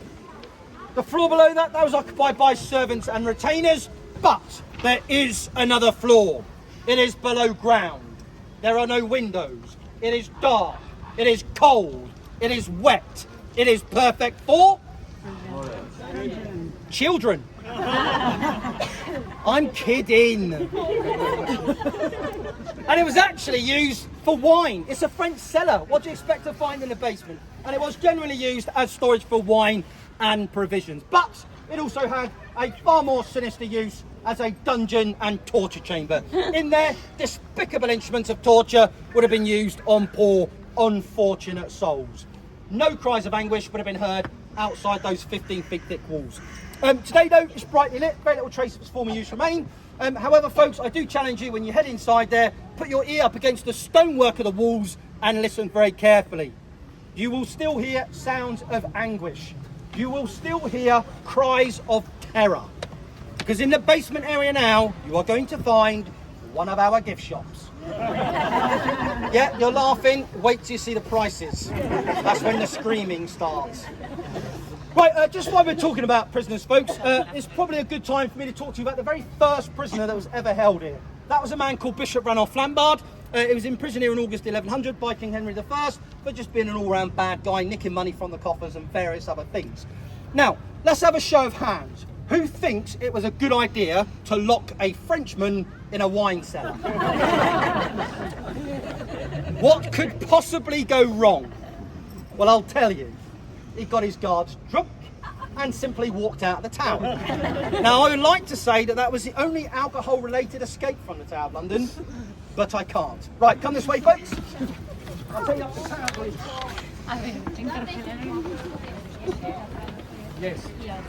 It was used for visiting people. So it's a gift shop. Yes. It has torture to.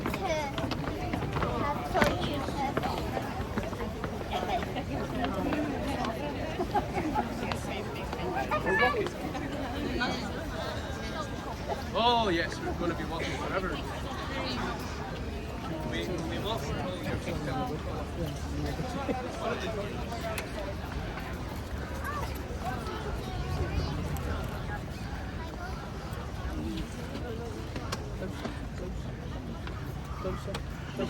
space. Come right in, folks, come in. Just need to be out of arm's reach, that's all. If you stop right over there, come round this side. You've got quite a few school groups up here, and they're always really quiet. Come in nice and close. Folks, we are now standing up on Tower Green. Tower Green is the village green of the Tower of London. Our village green, however, slightly different to many other English towns and villages. Right there centre, you'll probably find a duck pond, a bowling green, maybe a wonderful cricket ground. Ours is slightly different because at our centre we have our very own execution site. That glass sculpture behind me, folks, that stands in memory of the private executions that took place here, and it should not be confused with that public scaffold site that I spoke about earlier on. 6 people were executed right there. 3 of those were Queens of England. I am going to talk about those in a little bit more detail shortly, but before I get into that, I want to talk to you about some of the other historically significant buildings that surround us up here on Tower Green. Now, if you take this pathway down to my right, that'll take you to the entrance to the Bloody Tower. Inside there, folks, you'll see displays on Sir Walter Raleigh and the 2 boy princes. Moving to the right, where you see the guardsmen marching outside, that impressive L-shaped timber frame building you see across there, that is the King's House. Why is it called the King's House? Because it is the King's house. It is a perfectly preserved Tudor residence that still serves as the home of the Constable of the Tower of London and his family. Currently, that is Sir General Messenger. He is given permission by the King to live in his house under the condition he looks after the crown jewels and royal regalia, along with the support of body of yeoman warders. It has had some very important guests invited to stay there. Margaret Pole, Countess of Salisbury, she was invited to stay there and then executed there. Queen Catherine Howard, 5th wife of King Henry VIII, she was invited to stay there and then executed there. Sir Thomas More, Lord Chancellor of England during the reign of King Henry VIII, his good friend John Fisher, the Bishop of Rochester. They were both in prison there in 1534 because they refused to accept the King as head of the Church of England. Both men, they remained true to their faith, and in 1535 they were executed. Nope, up there on Tower Hill. There's only one person here that can do my job. Either way, folks, not a great place to be invited to stay, is it? Those of you from the United Kingdom, raise your hands. Guy Fawkes, the man who tried to blow up Parliament in November 1605. He was invited to stay there. I don't know about you lot, but I do sometimes wish he'd come back for another crack at it. He was held there till January 1606 for the Old Palace Yard, Westminster, where he was hung, drawn and quartered. Rudolf Hess, Deputy Führer of Nazi Germany. He was held in that house for 3 days in May 1941. Unfortunately, London was experiencing some significant health and safety problems back in 1941, and we had to move him out to the country for his own safety. Where's my American friends? Get your hands up. What was our health and safety problem in London in 1941, madam? Shall I make it multiple choice? Okay, option A, the Brown Death. Option B, the Splendid Fire of London. Or option C, and give this one some thought, the Second World War. Madam, it's not your fault. Most Americans got no clue when that war started. Whoa, steady up. Sorry. Making assumptions. Madam, when did the Second World War begin? Not for you. I would, however, like to take this opportunity, madam, and say, look, thank you for turning up eventually. And more importantly, winning the whole thing for us. USA!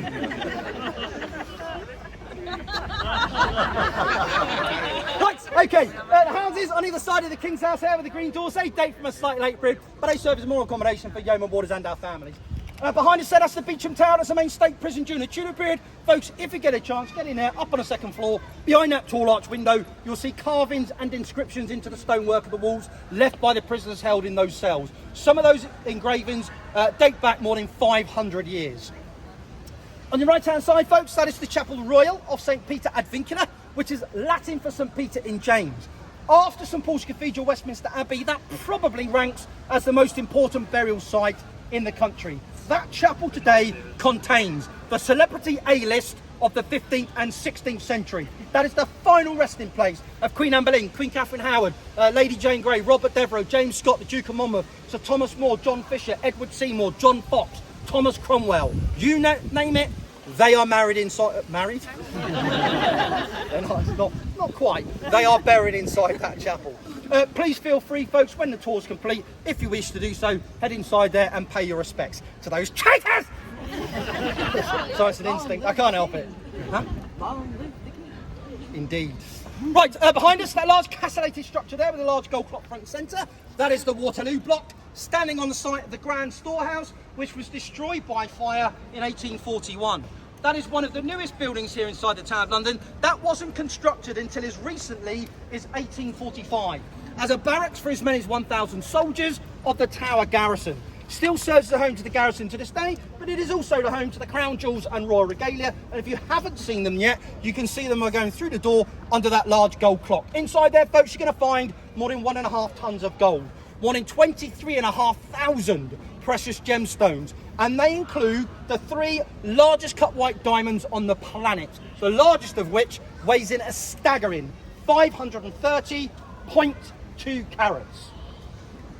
Now, I appreciate it's probably about a third of the audience at the moment desperately resisting the urge to look down at their hands at that pathetic little chip that someone bought me.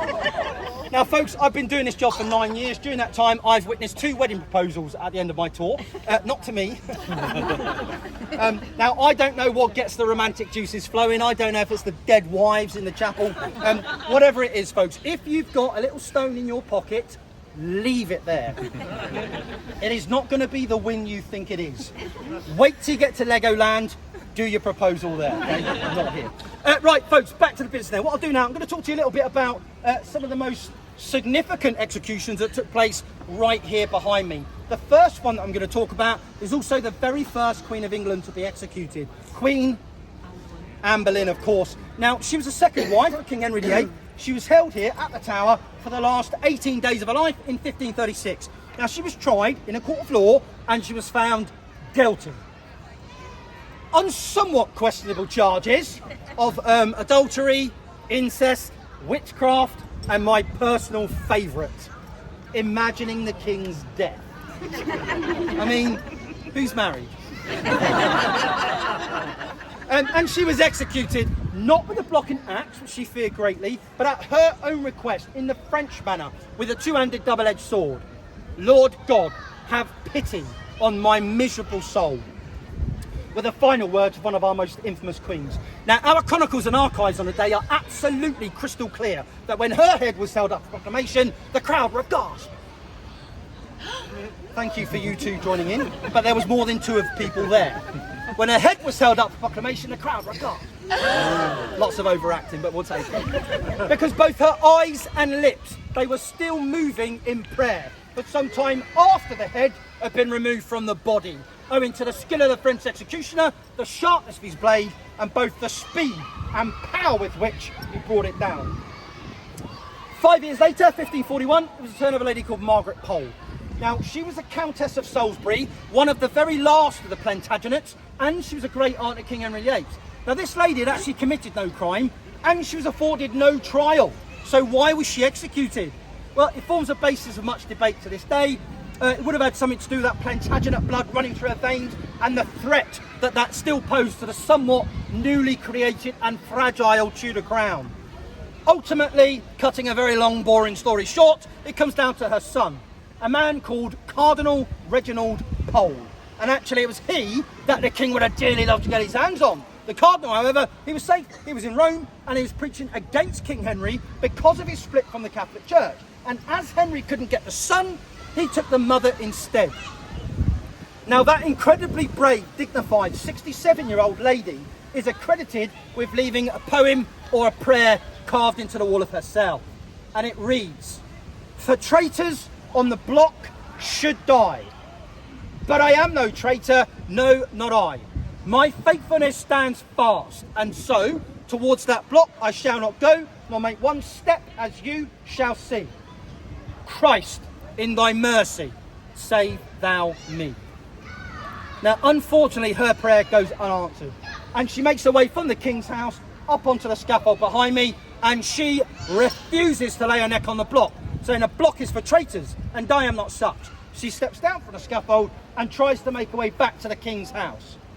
The inexperienced executioner, although momentarily stunned by her behaviour, regathers his senses, chased after her and hacked her to death where she stood.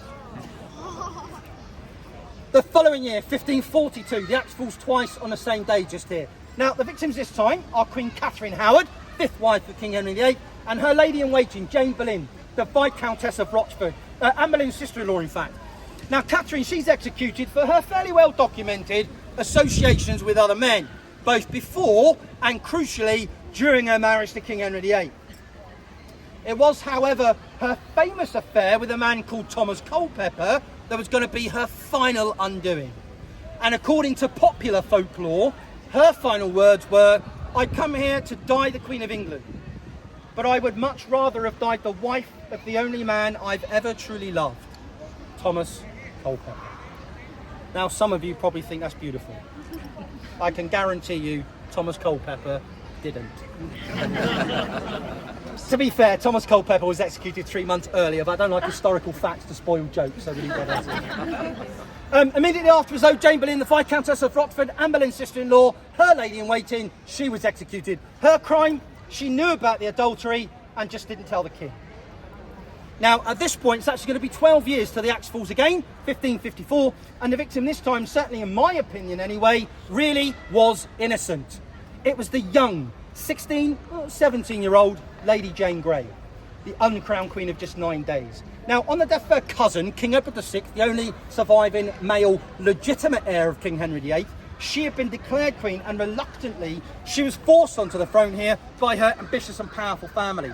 And she was forced to rule here from the White Tower for just 9 days, until the rightful heir, Mary Tudor, Bloody Mary, she regains that throne through force of arms.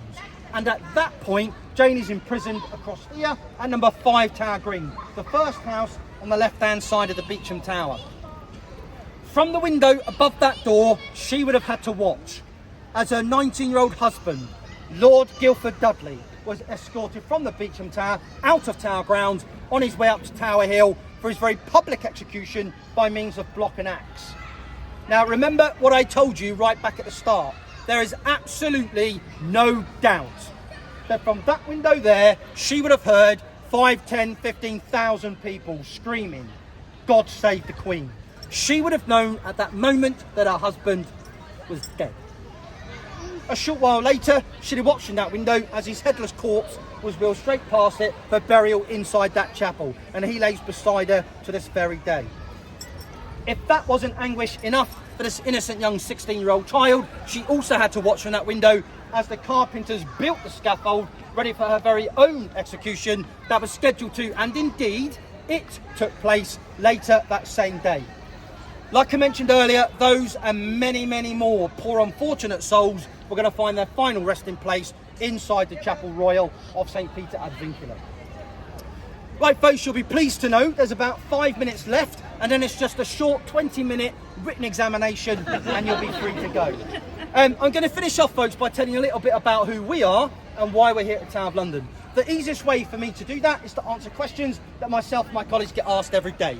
One of the first questions that we always get is, what does C3R stand for on your chest? No, it is not the latest Star Wars character. It is Charles Tertius Rex.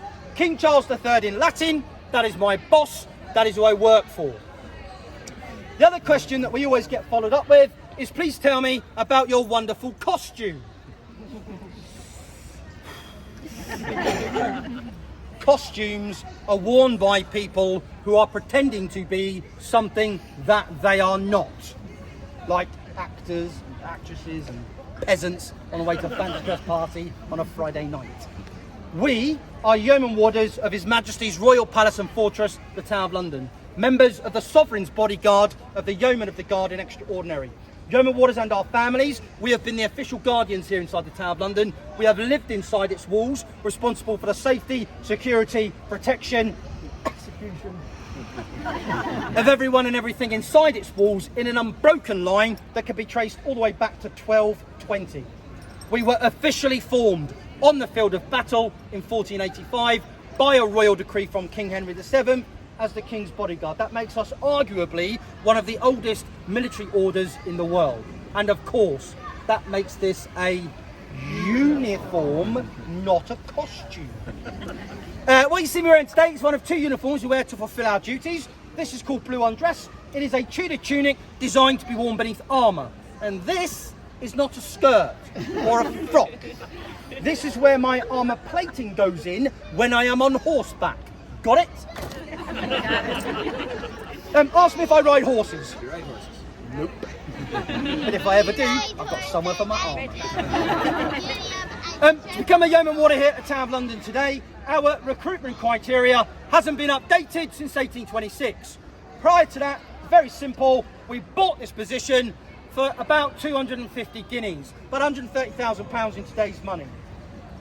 1826, that famous soldier, the Duke of Wellington, he takes over as constable and he is not impressed. And he writes down, yeoman warders are taken to drunkenness, quarrels and deep corruption. From this day forward, each one being numbered, only meritorious gallant sergeants discharged from His Majesty's Armed Forces may take up post. You will be pleased to know that we are no longer corrupt. Hey listen, 1 out of 3 is not bad, is it? Since 1826 until today, there have been exactly 422 yeoman warders. I am yeoman warder 403. In order for us to fulfil this position today, we must have served in His Majesty's Armed Forces for a minimum of 22 years. I spent 24 years as a professional soldier in the British Army. We are recruited primarily from the Army. However, if we do get a little bit desperate, in exceptional circumstances, we are sometimes forced to scrape the barrel, and under those circumstances, we will sometimes accept people from the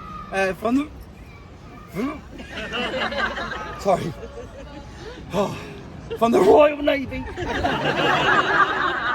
and the Royal Air Force. Oh, excuse me.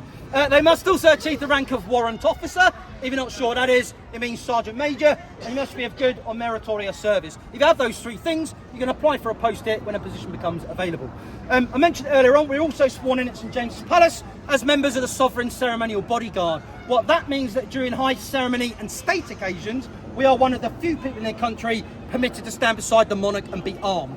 For those of you that have paid attention, you would have seen us guarding Her late Majesty Queen Elizabeth II while she lied in state at Westminster Hall. You would have seen one of us on each corner of her caliphate protecting her coffin. You would have also seen us escorting King Charles III back from his coronation back to Buckingham Palace. It is a huge honour and a privilege, but it does come at a significant cost to our souls. And that is in the form of our second uniform. Has anyone out there got a guidebook? I saw someone holding a guidebook earlier. Can I borrow that for a moment, madam? Thank you very much. Thank you. Whenever we are in the presence of the Crown or during high ceremony and state occasions, we are expected to wear our second uniform. It is called state dress.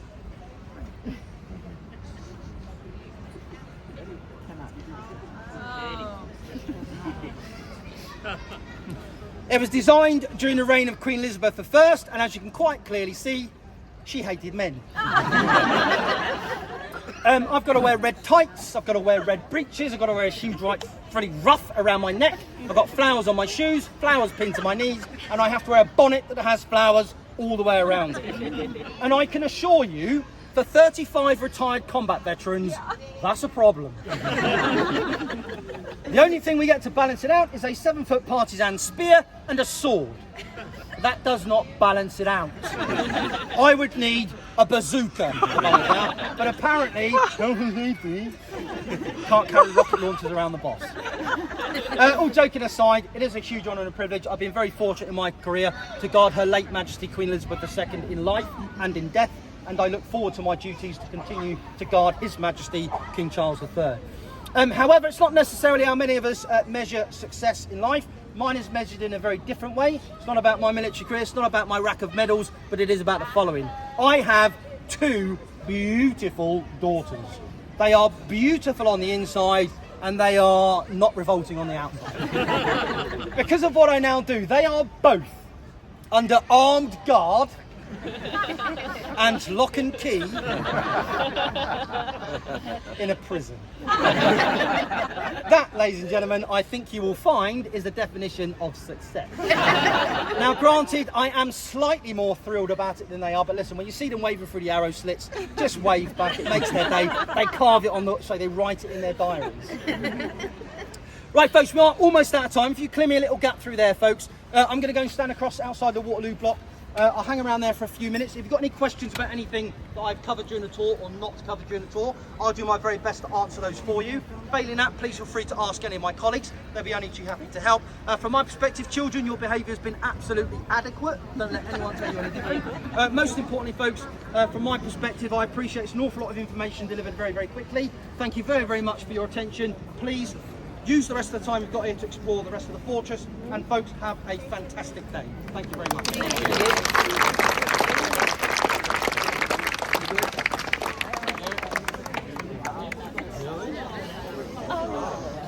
Isn't that where we got like a bike? Yeah. Can we go over there? Yeah. Over there. Yeah. I'm going to Let's go and stoke him a little bit. He was absolutely brilliant, guys. Absolutely brilliant.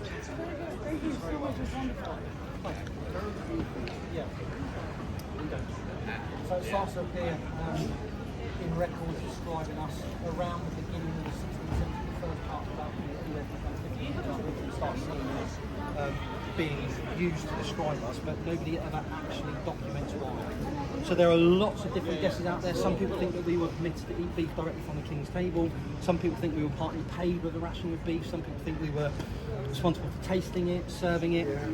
People even, there are some scholars that believe it's a mispronunciation of an old French word meaning plastic or toy soldier. But we genuinely don't know. It's a lot easier than a full title. It's how we're recognised around most of the world, so we are very happy with the term. All right, you're very welcome. Can women be yeoman warders? Yes, we had 5. All right. Yep. How many are there right now? 4 on duty. Oh, sorry, I meant total yeoman warders. 35. There's 35 on duty any one day, 422 throughout our. This is my 3rd time visiting the tower, 1st time doing the tour. You were wonderful. You've been here 3 times and not done the tour. What is wrong with you? Just get to see the jewels and get out. Thank Well, you I'm glad you finally got round to it. You're very welcome. Hello? Hi. Quick question. Yeah. What's the difference between this uniform and the one that I would think is American, the black hat and the other red? The black hat. Yeah. You have to be more specific. The bear hat. Oh, the bear skins. Yes. So they are serving soldiers. They are members of one of 5 regiments of guards. They are what we call foot guards.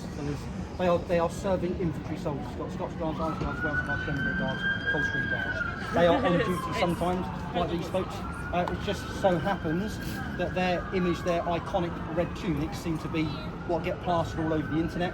But they're not the only ones that do duty here. Anyone who serves His Majesty's Armed Forces is liable for what this is, which is called public duties. You can be a dental technician in the Army Medical Corps, a dog handler in the Veterinary Corps. You will do public duties. Every soldier is trained to do it. Oh, wow.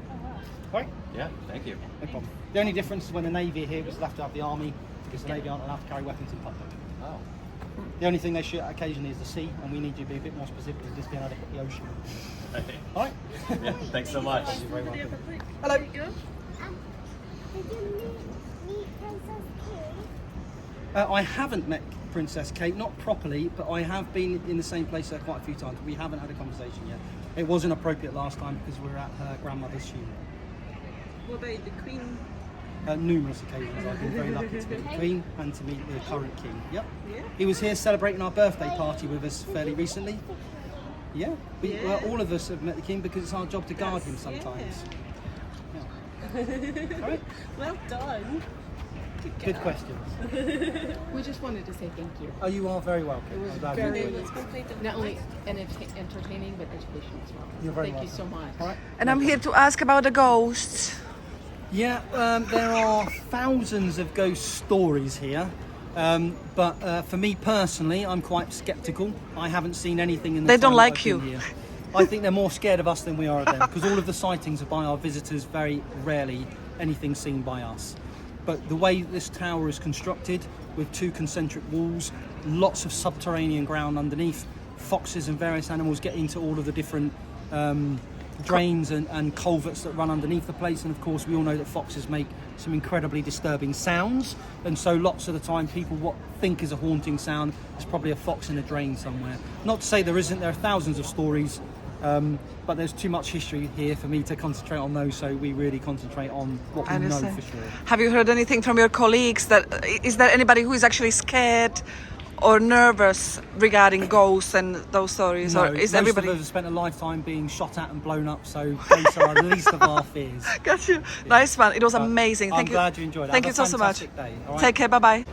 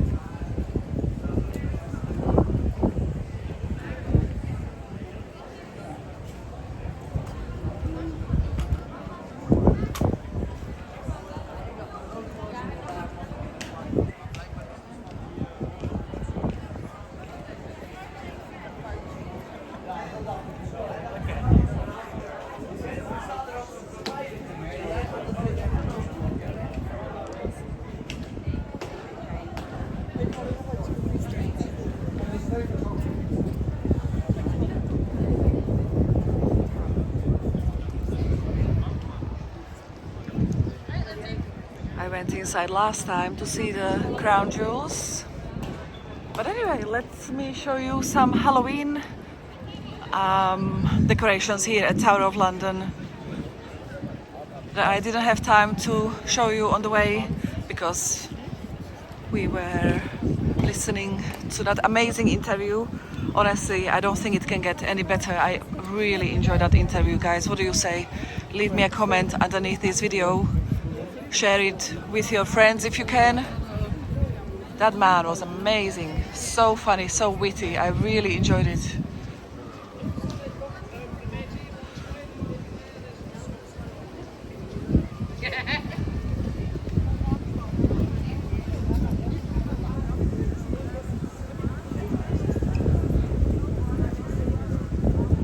And he blamed the ghosts on foxes. Oh my god.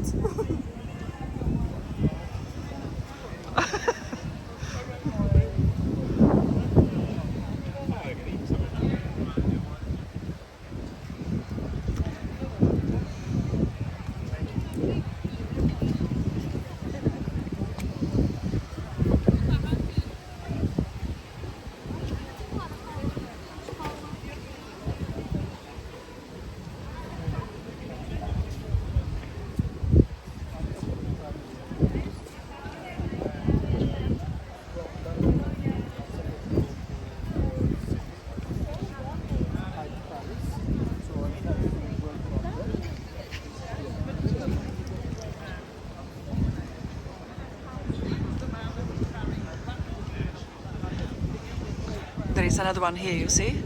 But as I said, I doubt anybody can be better than that man that we just watched.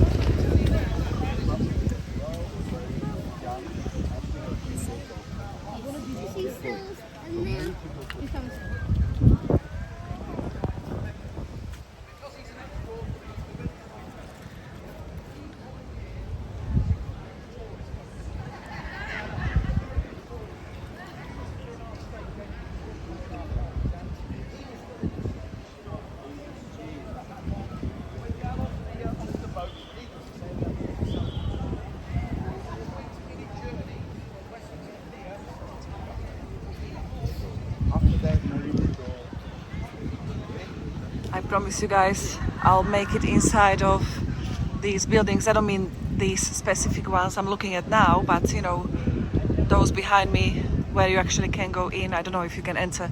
These look like people live here. Just not today because it's good weather.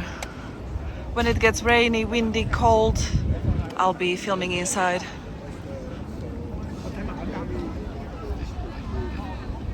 I can hear the ravens, so let's go and see them. Oh, I'll have to go this way.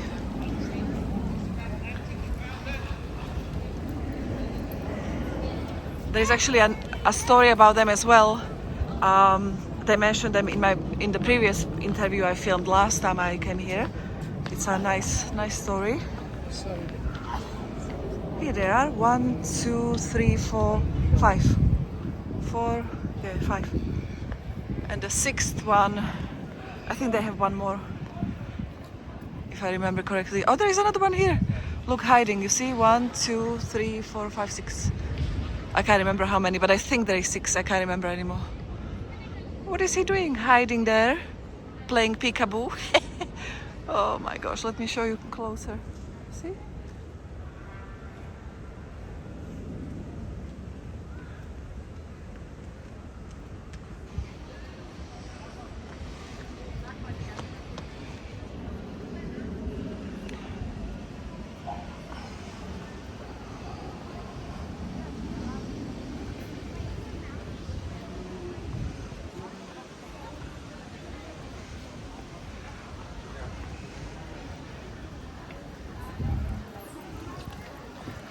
So this is Bloody Tower right here.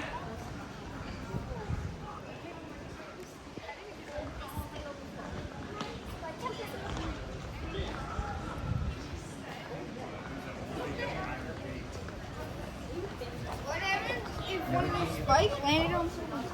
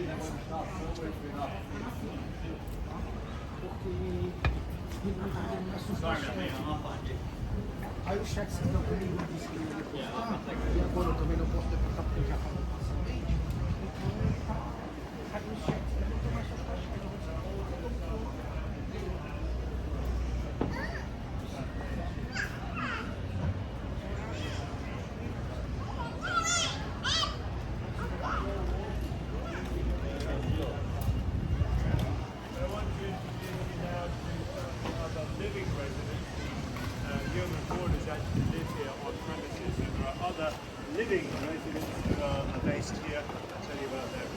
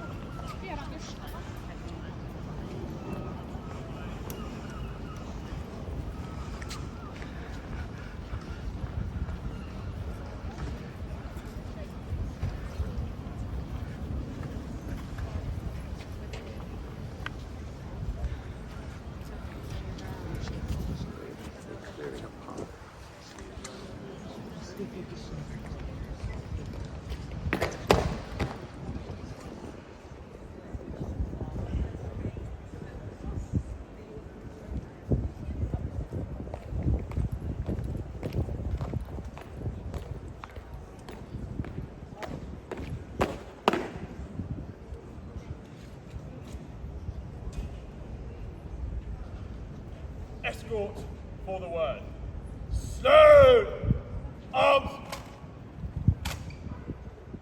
Escort for the word. By the centre. Quick. March.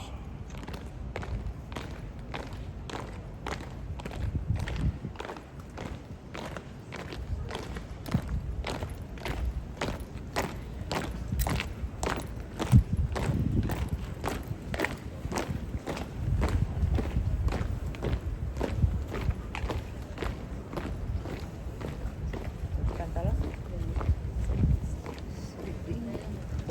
Bueno, vamos.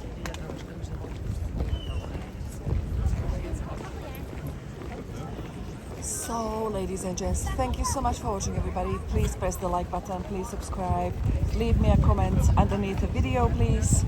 I actually decided to do a live stream while I'm here, so that's why I'm gonna end the video here. Otherwise, I will take you other places, but you know, I'm always lazy to come here, so let me do a live stream. Thank you so much. Hope you enjoyed it, and see you next time. Thank you. Bye.